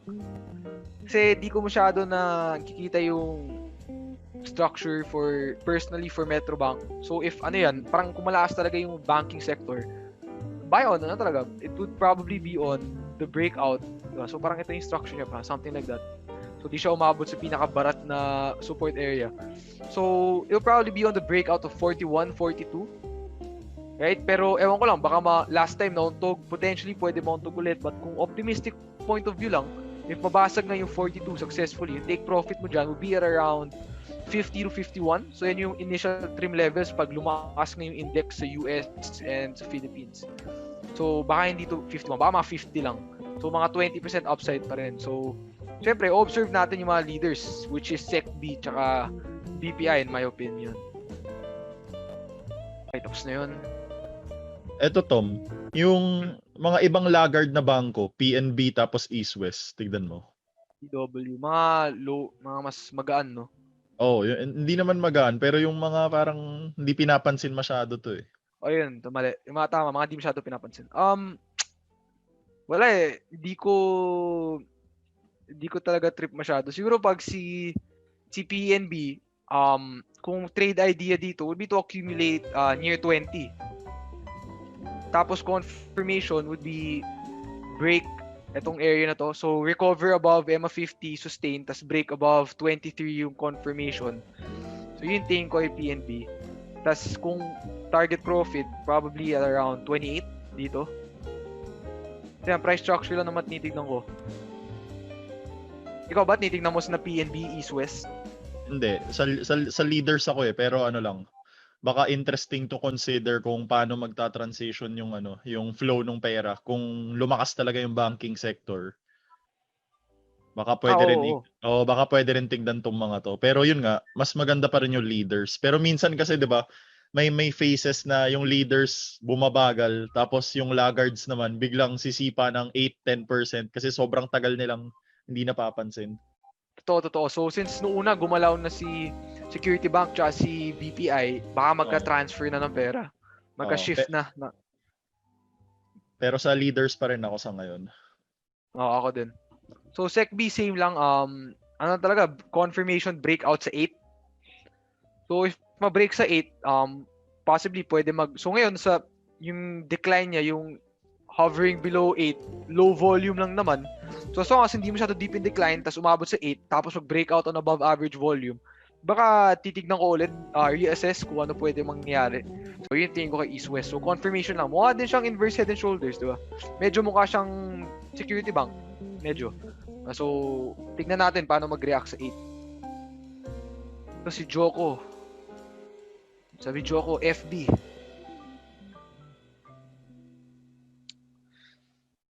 So ito yung mas okay kaysa kay SMC, di ba? So yan, form dati, continuous, di ba? Continuation patterns. So now, forming another one, wala pang confirmation. Pero on a risk-reward standpoint lang, di ko na masyado trip si FB unless mabili mo sa dips. Bakit? Kasi ito na actually yung initial TP para sa akin. So, di ko siya nabili dito. Saan ba yun? Dito ata dapat ako bibili dati. Di ako nakabili. Bad execution. So, tas yung target profit ko dyan yung sa red na area. So, 20% upside. Pero ngayon, if bibili mo kung sa breakout ka bibili yung risk reward mo kasi nasa 6% na lang. So, para maging good risk reward trade, para maging 1:2. Kung 1:2 ka lang, diba? Kailangan yung cut mo 3%. Kung breakout trader ka, sobrang late na lang nun. Tapos may comms pa. So, sa totoo lang, baka 2% lang. So, baka cut ka na kapag nag 71.51, diba? Kung risk-reward standpoint lang at tinitignan natin. So, for me, ang pass na ako sa mga ganito. Pero syempre, it doesn't mean na hindi niya mabibreak, right? Yung 78 to 80. Kung malakas talaga siya, mababasag na yun. But, yun nga, just looking at it na heavy resistance, structure resistance, on the risk-reward standpoint, kung binili ko sa breakout, maliit na lang yung upside ko, hypothetically, theoretically rather. So, di ko na ita-take yung trade. Diba? So, yun lang. So, that's for FB. So, of course, kung ma-break yung 72, observe na lang siguro 77. Pwede rin niyang add more kapag na-break yan. Pero for me, target profit ko na yung dati. So, di ko naman papalagan sa breakout. Ano kung long term, Tom? Kung long term, ibang usapan, di ba? Kung longer term mo hahawakan, edi hindi mo masyado papansin yung short term resistance lang naman eh. So, ibang perspective na kasi kapag long term eh. Ano to parang sa fundamentals, relatively cheaper consumer name, nasa around 12 times, 13 times yung 2019 earnings niya, yung PE ratio. So, baka may upside pa, pero yun nga, tignan natin. So guys, yung mga pinagsasabi ko, it's from a standpoint of a perspective of a trader. Na gusto ko lagi good risk reward relative sa mga resistance levels na nakikita ko. So tama yun si JC, kapag bigger picture titingnan mo yung PE ratio, kung undervalued siya or kapag good earnings, 'di ba? Pwedeng upside mo diyan nasa 92 or baka nasa 100 pa yung talagang take profit level. So depends yan sa style mo. Okay, next. Sabi ni William Bosch, Jazz. Hala? Ganito pala to. Ano to? Ceiling? Nag-ceiling pala to. Okay So, first and foremost, no FOMO. So, kung bumili ka sa ceiling, congrats sa nagbenta ka agad. But, yung mga, ngayon, wala walang prior structure before, nag-ceiling na lang bigla. May volume, di natin alam kung bakit. Pero nabentahan ulit. So, kinda looks like euro before. So, ngayon, observe muna. Observe ko ano gagawin. So, yung mga ganito kasi, lalo na kung walang prior structure, di ko na masyado tinitignan. So, marami din kasing ipit dito sa higher levels eh. So, guys, kung hopefully di kayo na FOMO dito, di kayo bumili sa tuktok. Kasi after na to ng APVI eh. Sana natuto na tayo dun. Yung number one naman sabi ko dito is yung if you see a stock na nag-ceiling, nag-double ceiling, wala sa plano mo, or hindi ka talaga sanay mag-trade ng ganito, huwag mo na pilitin. Ako, hindi ko nga ito nakita eh. Kasi Jazz, di ba? Ano naman siya, illiquid. So, hindi ko masyado napansin na nag-double ceiling pala. So, ngayon, naging interesting siya. Nag-ceiling, nag-try mag-double ceiling, nag-fade. But, observe na lang ngayon. Di natin alam bakit siya nag-double ceiling na ganyan eh. Pwede siyang similar to euro dati. Di ba? Kung tignan mo dito. Walang nangyayari. Nag-ceiling bigla. Nag-double ceiling, nag-fade. Tapos, eventually went to higher prices to 4, di ba? From 2 pesos nag-4. So, observe na lang. Wait for a better, probably intraday continuation pattern. So, antay ka ng magandang entry. Hindi yung pipilitin mo. Right? So, ngayon, grabe kung tignan mo sa mas micro na time frame, talagang wala, sinell down, no? Diba? So, wala kang makikitang magandang pattern dyan. So, observe muna. Wala pa talagang XX sa JAS. So, yun. So, Boss JC, pwede, bigay ko muna sa yung floor sa mga tatlong interesting na stock. Inom muna ako tubig. Sige, Pero pahinga ka muna. ako na siguro mag-chart o gusto mo mag-share screen? Hindi. Ay, ano ba? Inom ka muna ng tubig? May tubig ka ba dyan? Eto, inom na lang ako. Sige, pili na lang ako sa comments. Ikaw na O mag-chart. sige, pili ka. Axelum. Parang matagal nang namatay ito eh.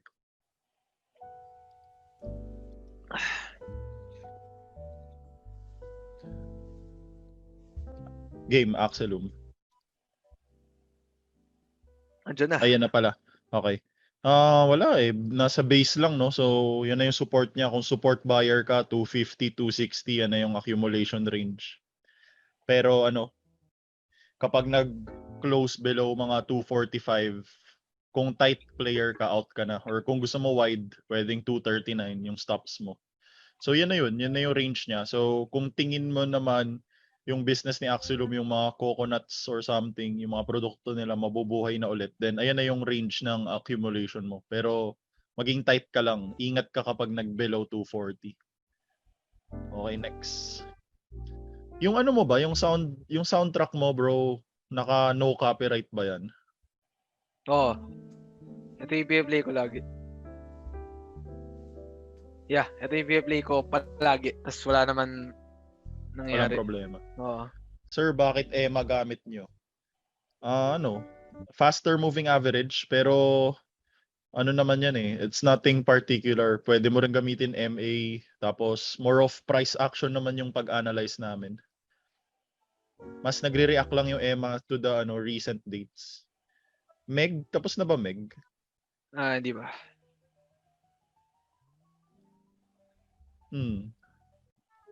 Meg, kakatapos lang ng retest. So assuming na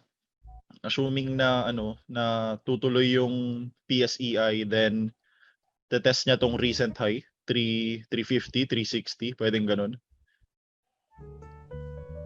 Yan dyan.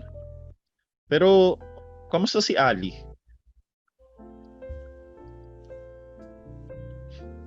No. SM Prime. Pare-pareho no, mga property. Nag-retest. Mas suwabe yung galaw ni SM Prime. Ayun, so kita nyo naman guys, same structure lang yung yung mga property names. So obserbahan mo na lang kapag nag-breakout na yung isa diyan, magkakasunuran rin yan. So correlated naman sila. Tingnan mo na lang kung sino yung laggard and leading. Tapos pwede ka rin mag-abang ng buy on dip, pero kung lumakas yung index, mas mahirapan ka maghanap ng dips. So dapat sana nung nag 6k, doon na tayo nag-accumulate 6k 61. Felix, ito.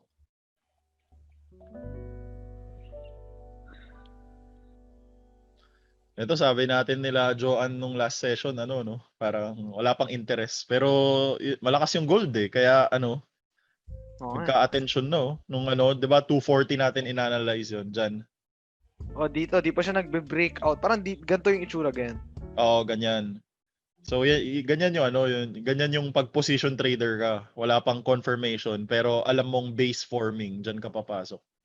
Felix, ayan na eh. So na-break niya yung 250, tapos nakita nyo yung past 3 candles. Ayan, yung bagong box ni Toma, yung new range, holding above 250 na. So kung ganitong structure, 3 days niya nang sinubukan yung 250, alam mo nang malakas yung demand dun. So kung babaratin mo siya dun, baka mahirapan ka nang makakuha. So if tumuloy pa yung gold, I think gold is 1775. So if yung gold mag-breakout sa 1.8, then expect nyo si Felix magbe-break rin yan. 270 tapos 3 siguro. Depende kung gaano mapansin ng investors yung gold. Alright. Ayun, 3. Okay. Ikaw naman pumili. Okay. Game, dito tapos na. Guys, may tanong kami. Like, sa mga chart sessions, ano pa yung gusto nyong makita na dinidiscuss namin? Aside from yung mga chart reviews. Kasi ito, chart reviews. Makikita nyo lang yung insight namin, paano namin tinitignan. Pero ano pa yung mga gusto nyong discussion or mga topics natin? Or mga pwede natin i-cover pag mga ganitong live. So comment naman kayo para may mga suggestions tayo. Yep, Sige. comment lang. Okay, next. Ito si Don Don. LTG. So, LTG, retest breakout point sa 8. So, yan na yung buy on dip opportunity mo. So, actually, nandiyan pa rin. If mamigay ng dip close to 8, so I say that's buyable. Tapos, yung TP mo lang would be close to the recent high. So, dyan sa mga 950 dito, sa mga 940 na area, yun na yung take profit mo. Would I buy this kapag na-break niya ulit yung 9? Probably not. Sayang talaga to yung sa 8, di ko rin nabili. Pero yung nga, nag-retest na ngayon sa 8.23. So, tingnan natin, baka mag-dip. Yun ay, personally, gusto ko makita na mag-dip pa closer to 8. So, pwedeng initial tranche mo dun. Tapos, pwede ka mag-trim towards 9. Tapos, pwede ka mag-trim half lang dun. Then, hawakan mo. Tingnan mo paano siya mag-react sa 10 and onwards. So, yung tingin ko kay LTG. Masakit na lalamunan mo. Oo. Ano oras na ba? 9:35. How's the 100. definition of a leader? Basically, pag tinignan mo yung group of stocks, compare mo sino yung mga mas nangunguna. So literal siya na leader. Kung sino yung mga top price performer, then ayun, yun yung kino-consider mong leader. Makikita mo naman sa chart yan pati sa screeners eh. Yeah. Ako naman yung definition ko ng leader is kapag nagko-correct yung general market, hanapin mo yung stocks that correct the least. Ibig sabihin, nagde-decline pinaka-onte compared to other stocks. Tapos yung nag-rebound the fastest. So, pagka-rebound na index or bago pala mag-rebound, yung market leader, nag-new high na. So, as sabi GC yung mga malalakas na stocks. So, yun. Okay, Sige. next. Salamat sa mga nag-suggest, no? Mga sabi dito, trade dissection. Yung trade dissection, sa YouTube siguro natin gagawin, mga recorded. Kasi syempre, prepare pa yung documents and yung mga trades. Kailangan pang i-open yung accounts. Indicators and every type of strategies. Ayan, may mga hinahanda tayo dyan. So, wait na lang. Fundamentalist, ayun. Guys, eto. Sa team kasi namin sa Investa, so talaga, mostly, marami technical pag traders, 'di ba? Ako, siguro 80% technical, 20% fundamentals. Alam ko yung basics ng funda, marunong din ako gumamit, pero hindi ko siya main thing. Kumbaga, parang gravy lang siya, hindi siya yung ulam. So i-add natin 'yan sa future sessions. Naghahanap rin kami ng fundamental analyst or research analyst if passionate ka about investing, if mahilig ka mag-share ng ideas, then kung trip nyo, message nyo lang kami. Tell us about what you know, bigyan pakilala ka sa amin, tapos let's see kung may mga potential. Yes, kapag may mga kasagutan, pag may mga tanong, sinasagot naman natin. Ito, paano nyo nina-narrow down yung mga stocks? Search nyo sa YouTube yung video na in-upload ko recently, yung Gusto mo i-run natin yon, Tom? Run tayo ng screener. Ngayon? Sige. Sige. So, sige. Paano i-narrow down yung mga stocks? So, i-run namin yung basic uptrend filter namin. So, month to date, up. Month up. So, ayan. So, kung napanood nyo yung last video, tapos, value average na lang lagyan mo, 10M siguro. Yan. Tapos, yung mga EMA starter pack, 20, 50, 100, tas RSI 50. EMA 50, okay. So, EMA 100. Okay. Teka lang So, Pagod. EMA 100, price above average. Oo, price EMA above. 50, above EMA 100. Oo. Teka, daming options. Ay, hindi. Huwag mo na kunin yung exact EMA. Okay, Puro basta price above lang. Okay. Price above average. Para simple lang. Ay, tama ba? Price is above average. Hindi, Yep. price is below, di ba? Hindi. Tama yun. Ay, Price tama na, is price above. Price is above average. Tapos, RSI, greater than 50 or equal. Ito ba? Greater. Okay, tama. Yun. Okay na, no? Let's run. Yan. Tapos run natin. Yung kaso dito lumabas. So makikita nyo guys, 19 records. So ito yung uptrend filter natin. Search nyo yung video namin sa YouTube, paano maghanap ng uptrend. Tapos ayan, na-filter down natin. So mabilisan to, click mo lang yung tech, tapos i-down down mo na lang per 30 seconds. So ayan tech, MWC. So kita agad natin tell consolidating at the highs, potential breakout kapag tumuloy. Pure gold, conso at the highs rin, medyo pwedeng tumuloy pero saks lang. FGen given na, malakas talaga. Sayang At to. eto Ace PH. Easy lang, boy. Green. Eto taas na parang base 4. AEV. Laking wide range na konso. Oo. Hirap i-trade. Hirap i-trade.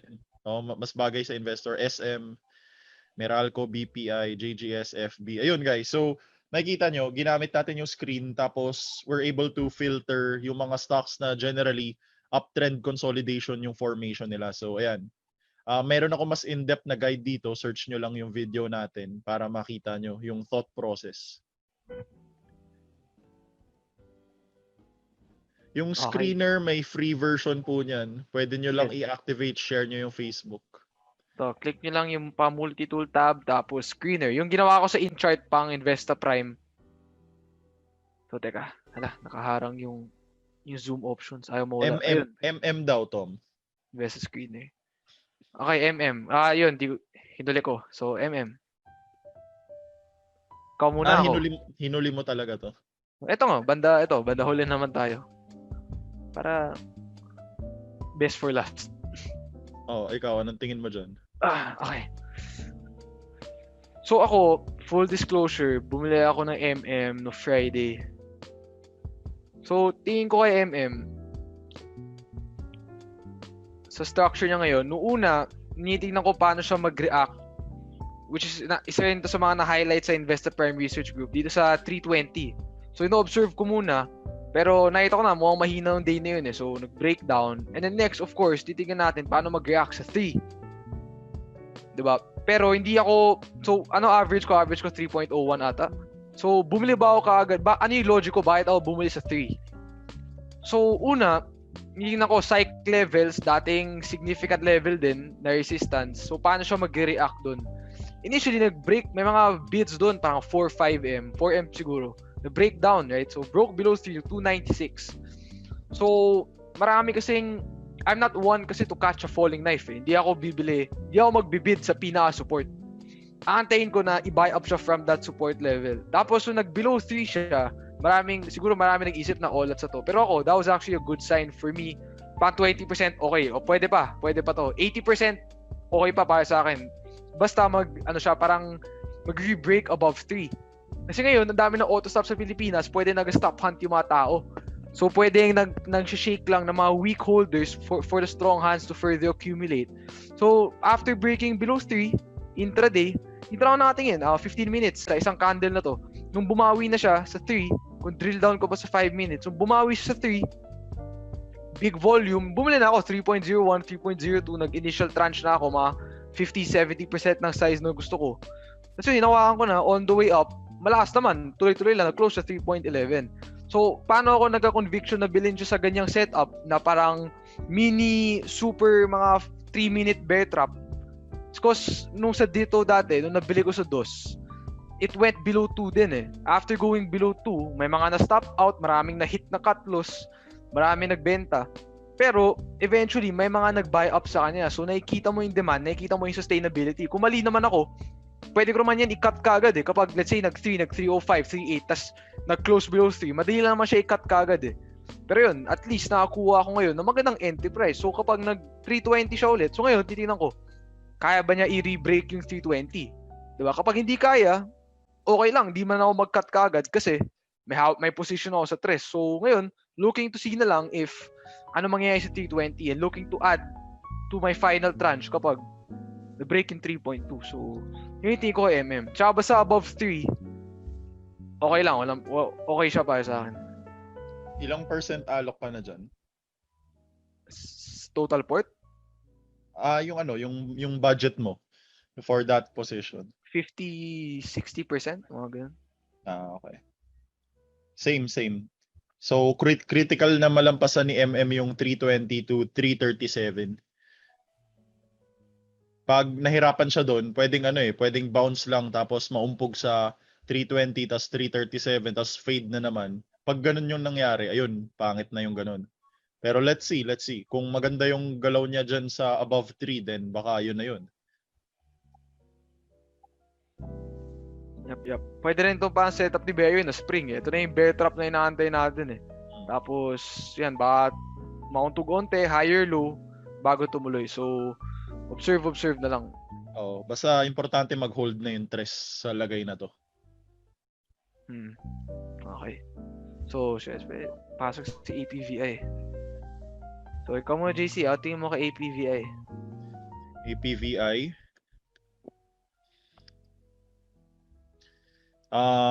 May pinost tayo recently dito sa Prime group. Basically wina-warn lang namin yung mga tao kasi syempre kung trader ka na na nabihasa, pwede mo talagang tirahin yung mga 1-minute chart and yung mga ceiling, 'di ba? Pero if regular trader ka, may busy job ka, mahirap siya laruin eh. So ngayon 30 siya. Para sa akin, sell on spike to eh. Dapat talaga, kung meron ka pa nito or ipit ka or something, dapat nagbabawas ka na sa spikes. Yung spike niya sa 50 to 60, na yun eh. Dapat nagpapasalamat na kayo dun na may tumira nun. Yung mga naipit sa 100 plus or something, yung rally niya sa 60, feel ko mahirap na balikan yun. Tsaka, hindi ko siya ma-count as trading na regular dahil kung ceiling lang tapos dahil magaan lang yung stock tapos uubusin lang nila yung bids and offer tapos parang lang dahil magaan madali itulak, 'di ba? Hindi mo talaga siya ma-analyze. Ang nangyari doon, patigasan lang ng patapangan lang. So pag ganyan, ako? Sell on rally na 30 ba't ka natawa? Wala. Ako sell on rally ako anytime lumapit sa 37 to 40 kung magka-spike diyan or if kahit 35 magbawas ka na para sa akin. So bahala na kayo kung gusto niyo maglaro pa niyan, kung gusto niyo talaga maging risk on, pero ako feel ko sell on rally yan hanggang sa mag-die down. Nakakita na tayo ng maraming ganyan eh. Like sino yung dati, si Altera ba 'yun? Hindi ko naabutan yan. Hindi boy, alam mo 'yun. Altera, sino yun? Ano year? Sige nga, type mo yung chart alt. Di ko nga alam na may stock na ganito eh. Wait. Ano nga ba yun, guys? Yung Altera? Hindi. Anong code nun, Altera? Ang ganda nito sa US.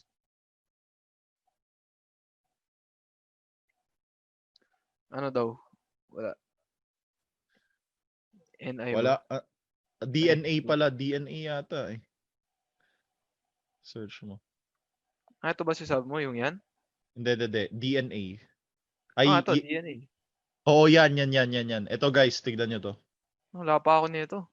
Wala ka pa niyan. So ito tignan nyo. So from breakout ng 20 tapos 'di ba nag-40, nag-80, papuntang 100.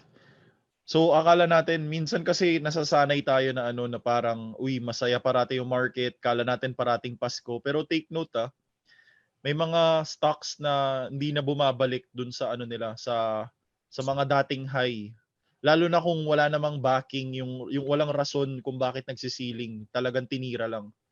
So if move forward mo, so dati 80, ngayon nasa na to si Philab, 2. Ayan. Ayun lang, di ako nananakot or what, pero wag kayong ma-in love sa ganitong klaseng stock. Ingat kayo. Wag kayo hope is not a strategy. Yeah. Grabe.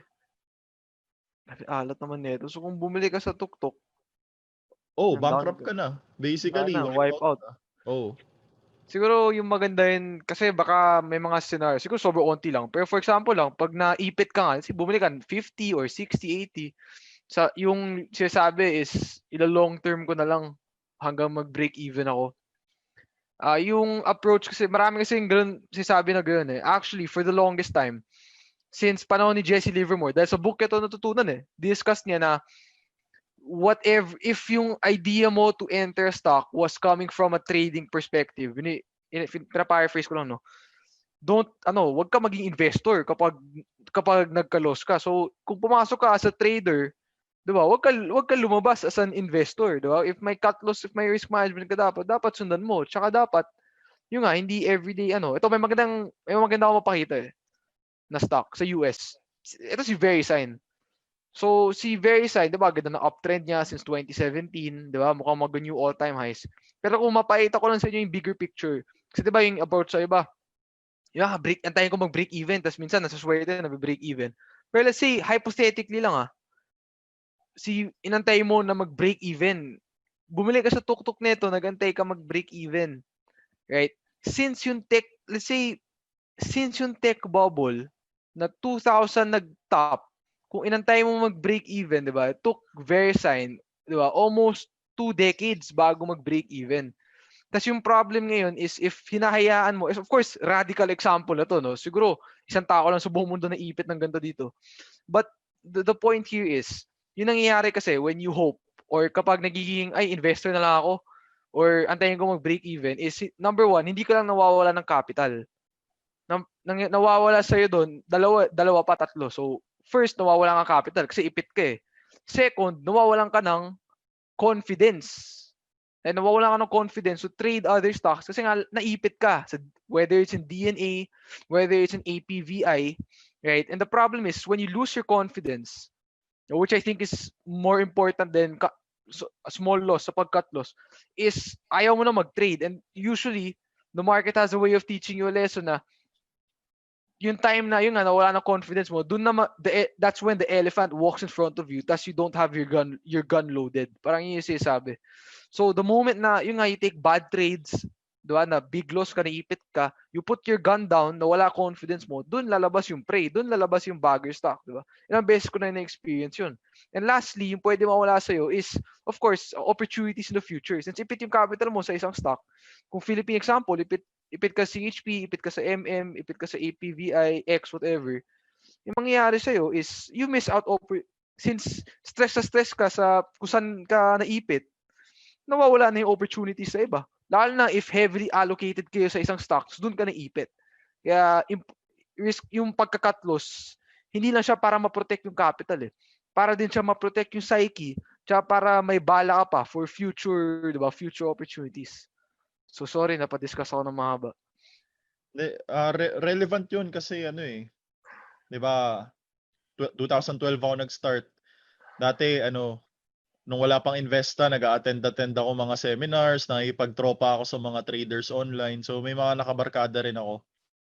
Tapos yung iba doon, naipit sa DD. Check mo yung DD.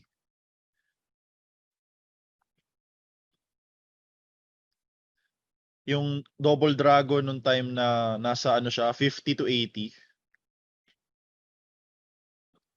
Yan. So during this euphoric time, ganun din yung mentality nila na parang pumasok sila kasi uso na hype. Tapos ine-expect nila umakyat pa lalo. So trading perspective. Pero nung bumababa na, nung negative na yung emotions, negative na yung pinapakita, wala silang kahit anong risk management. So para kang suicide bomber kasi yung mentality mo, papasok ka lang, pero paano pag mali ka, wala kang plano. So suicide bomber attitude yung ganun.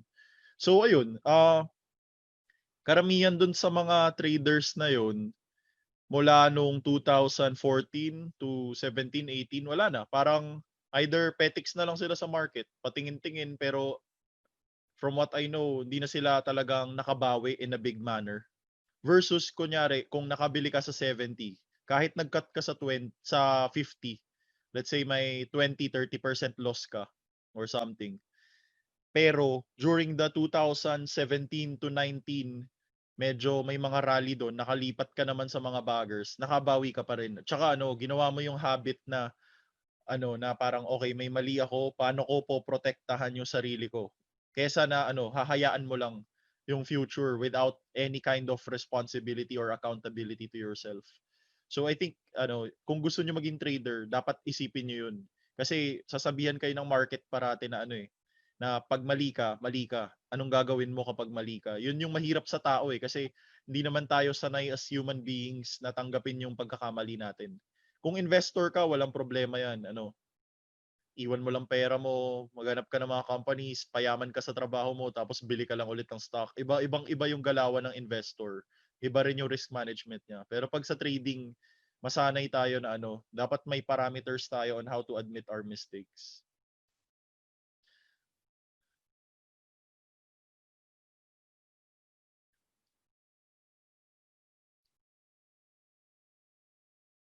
Naka-mute pala ako.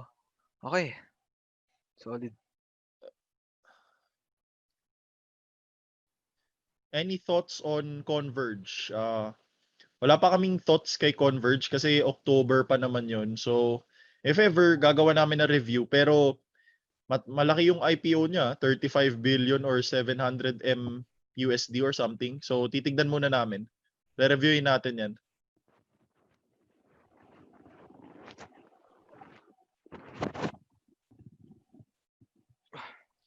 Sige Tom, magta 10 PM na. Anong mga natin, last na titignan? Ano ba interesting? Tapos na si Dito, tapos si Mac, tapos si M-Wide, tapos na si MM, tapos si APVI, tapos si Dito. Dalawang beses ko ata sabi si Dito. Lahat ng interesting, pangandaan ako na eh. Tsaka Nickel, tapos alam mo yung hirap, yung mga APVI. Syempre yung mga pro traders, 'di ba? Yung may matitigas yung itlog talaga nila, tapos alam na nila yung ceiling play, kaya nila mag-position size, tapos makakabantay sila. Syempre papakita yan ng gains. Tapos yung mga madlang people, yung mga whether newbie ka or something, madali kang ma-attract na akala mo, yan 'di ba? Law of affirmation eh. So, nakakita ka ng isang magsisiling, kala mo tutuloy-tuloy, 'di ba? Parang sa casino. Akala mo, sa casino pag nag-roulette ka, or ano tawag doon, yung slot machine, kala mo may kinalaman yung probabilities doon sa na pag nanalo ka, susunod-sunod kasi lucky streak, kala mo ganun. Tapos after 5 to 7 wins, magbe-bet ka ng malaki, doon ka babawian. Parang ganun yung nangyayari. And may mga nagko-comment nga parang sabi pa, I'll just average down. Wala akong masabi. Sabi ko na lang, ingat lang kasi di mo rin makokontrol yung tao eh. Decision niya yan eh. Ang magagawa natin, mag-remind lang. Eto, ba't ka napunta sa now? kung ano pang interesting. Wala. Konso pa rin, no? Basta mag-hold sa dos. Medyo buhay pa rin. Guys, may now ako Hindi porket may now ako, nilalabas ko. Nag-iisip lang ako ng interesting. Oo, nanga-hype ka lang eh. Hindi, oy, grabe, no hype, no hype. Hindi, gusto ko lang i-highlight dito yung sinabi ko kanina kay LIHC kung napanood nyo. Sabi ko, kapag alam nyo volatile yung stock, minsan mas maganda hindi nyo pilitin itirahin sa momentum or sa mga breakout. Kasi kung tingnan si Now, binili ko sa 2. So pagka-bili ko sa 2, hindi ako nasi-shake sa mga, may mga fake breakout, nag-up na sobrang laki short period of time. Ito ulit. So, pa-fluctuate yung PNL ko. Pero at least, diba, hindi ako nasi-shake, di ako na-whip or di ako na-cut loss sa kakapilit sa breakout. So, it's nice to know then if yung stock na hina-highlight mo is kapag very volatile, if gusto mo naman bumili nun, baka mas maganda to find an area kung saan makabili ng dip para mag-initial tranche ka dun. Yun lang naman. Tapos, tingnan ko lang mga watches ko kung ano pa na-miss out. So, yun, si Now isa, ito si MAH pero nag-breakdown na. Undercut na illiquid, pero kapag bumawi ng 240, tignan natin. Hirap pag illiquid, no? Nag-cut ako dito eh. Oo. 240, cut ako 234. Dapat, sa pag below 1M, yung port mo, kaya pa. Lahat ng stock siguro, kaya mo pang laruin yan in normal sizing. Kapag above 3M to 5M plus, 10M plus, hirap na sobrang kailangan mo pag-isipan yung calculations ng size mo. Okay yung watchlist mo may mga chill lang. Tawag ko sa mga hawak ko, Tomalaga. chill lang ang butik. Sino nasa chill lang? Eto, mga titignan ko lang. Wala pa naman Pucha, di naman chill yan dito eh. Chill ba yan? Hindi, yung mga walang plano. Oo, wala pa. Yung high prio, yung mga may plano at hindi na ako mabuti. Kaya di chill yan dito, pucha. APVI nga nandun eh. Interesting panoorin yan next week. So yun. Halos G- lahat nadaanan. GT Nadaanan Cup, ko na yun. please. Tapos na rin yun di ba? Parang sinabi ko lang, ito na, hindi ko masyado trip, pero nasa buy the dips area na, parang 450, 460. Tapos quick cut below yung low niya a few days ago or last week dito. Right. So yun lang hindi ako kay GT Cup. Teka, ito si Sir, kanina pa to BCB, sobrang lakas kahapon. Laging may Teka. sobrang lakas Silipin natin. Nag-block yung screen ko. Okay. BCB. Wala yan, illiquid yan Sobrang lakas nga. Guys, value trade. Ito guys, take note nyo to 31% up pero value trade for the day is 800,000. Ano ibig sabihin nun? Kahit tirahin ko lang yan, kaya ko siyang paakitin ng 40-50% kung kahit ako lang, isang tao lang. So, ibig sabihin, kita nyo naman yung candle niya, di ba? I-liquid siya. So, wag tayo basta padala. Tapos, ito yung sinasabi ko, kung ano yung market value, market volume, average volume niya, ilugar mo sarili mo. So, kung alam mo na wala pang 1M a day yung traded value niyan, dapat sobrang liit ka lang para kahit anong mangyari, makakaalis ka. Okay? So, yun, sir, BCB, illiquid, hindi na namin bibigyan ng analysis kasi madaling pitikin kahit sino pwedeng tumira dyan. So kung maglalaro ka lang yan, make sure na alam mo paano lumabas, risk management. Yan, kagaya niyan, FAF. Ito, favorite ko to Favorite illiquid stock. Kitang pangalan Antayin ko yung araw na mag-trend to. Usong-uso yan, mula 2013. Si Faf ba sa pangalan? Kasi baka parang Fafa, parang ganun. Ang cute Parang Faf. Parang pag mga chart requests, sir, Faf po, pero nanditrip lang yung mga tao. Kahit wala pa nung Investa days, yung unang-unang mga tao pa lang nung market, parang natatawa na sila sa Faf Grabe, never naging liquid 2002? Liquid. Dati pa pala. Anyway. So guys, meron pa ba?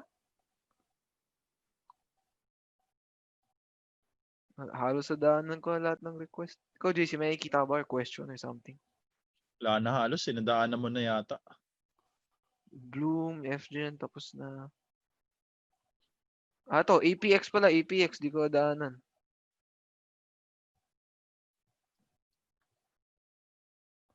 Ate mo kay APX, GC. APX. Ayun, yun yung sinabi rin natin last session na Ay hindi, sa ko pala, sa webinar and sa summit. Parang pag mga ganyan na momentum, nasa resistance na, wag mo habulin. So, ayun na, antayin natin yung dip sa 120 to 115. Tignan natin. Yep, so tingnan na kung kaya niya mag-retrace or hold above EMA 20. Yun lang. Pero interesting na nauna siya kaysa kay PX, kay Felix. Ganda, inverse head and shoulders, breakout piso. May retest pa. Ganda. Pero ngayon, yung nga, antay muna further dip or further consolidation.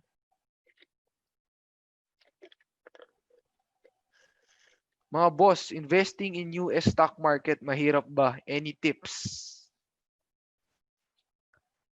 Investing in US market, mahirap ba?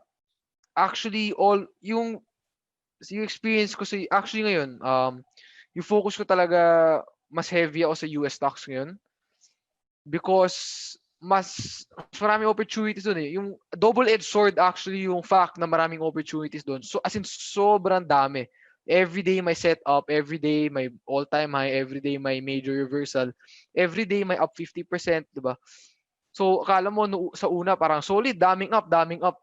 Pero pwede rin siya take a toll on your trading kasi baka mag-overtrade ka, which is something I did then. So may times noong una dami ko trade kasi daming pwede. So yung tip ko, so mahirap ba mag-trade ng US? Hindi. Same lang naman yung system mo sa Philippines, basta technical system, gagana yan sa ibang markets. Iba lang yung magiging fundamental driver ng prices sa crypto, sa forex. Pero kung stocks lang din, kung Philippine stocks tapos US stocks, walang difference sa system ko. Same lang.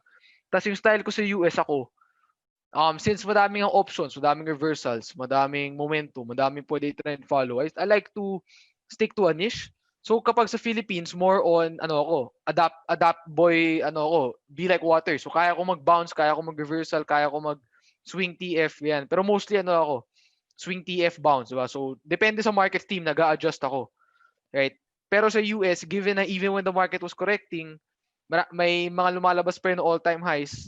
So, nagpumili ako ng niche sa US. So, yung niche ko sa US was growth investing or investing sa mga stocks na nag all-time high, nag-52-week high, may sound base, mga tinuro ni William O'Neill, Mark Minervini. Kasi minsan, especially on a good market day, madaming umakit eh. Diba? Minsan, mas marami pa kaysa sa buong Philippine stocks eh. Ito, let me show you an example. See, ito, isa stock lang papakita ko. Ito, basic lang, nag all-time high dito sa 35. Tapos yan, nag-up 100%. So ito yung mga opportunity sa US ng at the moment wala sa Philippines. So dami yan. Stocks, like Spotify, all-time high. Netflix, all-time high.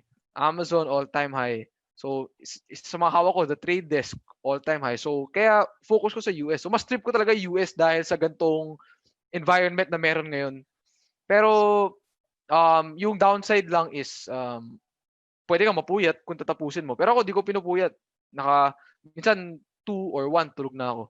So yun lang naman. So tip ko sa US, huwag ka mag-overtrade. Yun lang yan.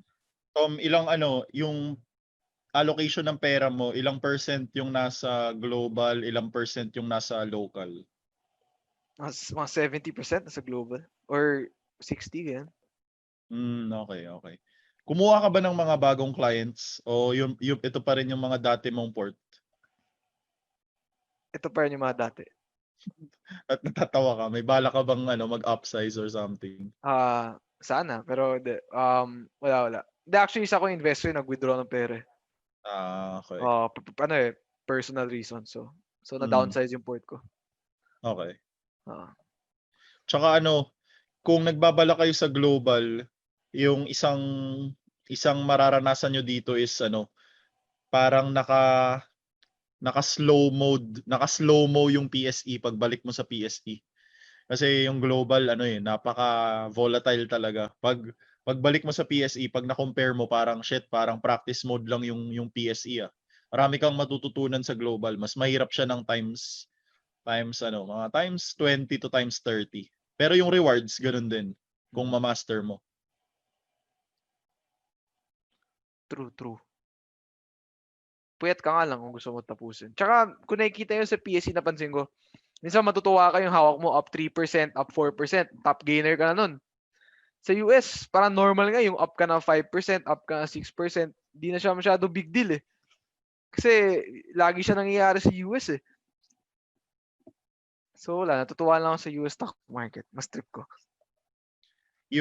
May tanong dito, yung US stock list ba meron sa Investa Prime? Yup. Yes, sir. Merong yung screener, pwede mo na rin gamitin yung Investa Prime Elite for US. Kompleto yun, NYSE and Nasdaq. Yep. Buksan ko. So same na lang. You can use the same screener na tinuro yung JC kanina to find uptrending stocks. Oo. So yan, ito New York Stock Exchange, diba? Meron pa bang tanong, JC? Ito may tanong Sir, target time frame, kailan magiging broker si Investa? Wala kaming time frame. Basta manggugulat na lang kami. Tsaka sana suportahan nyo kami kapag nagkaroon tayo ng progress dyan. Ang pinakamasasabi namin is if the camera is off, we're doing our best to work hard for it. Eto, may magandang tanong, Tom. How to identify legit or fake breakouts? O ikaw, as a relatively new trader, anong mga experience mo dyan? Legit and fake breakouts. How to identify, nag-screen ako ng US stocks. Okay, so how to identify kung legit or not yung breakout? Teka. Sige, habang pinag-iisipan mo, may tanong pa dito. Bakit walang real-time charts yung global market sa Investagrams? Kasi guys, mahal yung global market data. Kumbaga kung sa Philippines, mahal na nga. For a startup like us, milyones yung Philippine data. Sa global markets, ganun din. Mas mahal, mga times 3, times 5, ganyan. So, ayun. Tinitignan pa namin saan kami makakakuha ng resources or sa future, kapag nag-grow na yung company, saka kami makaka-avail ng real time. Kasi ibang usapan yun eh. Pag US, mas mahal siya. So, ayun. Hopefully, sa future,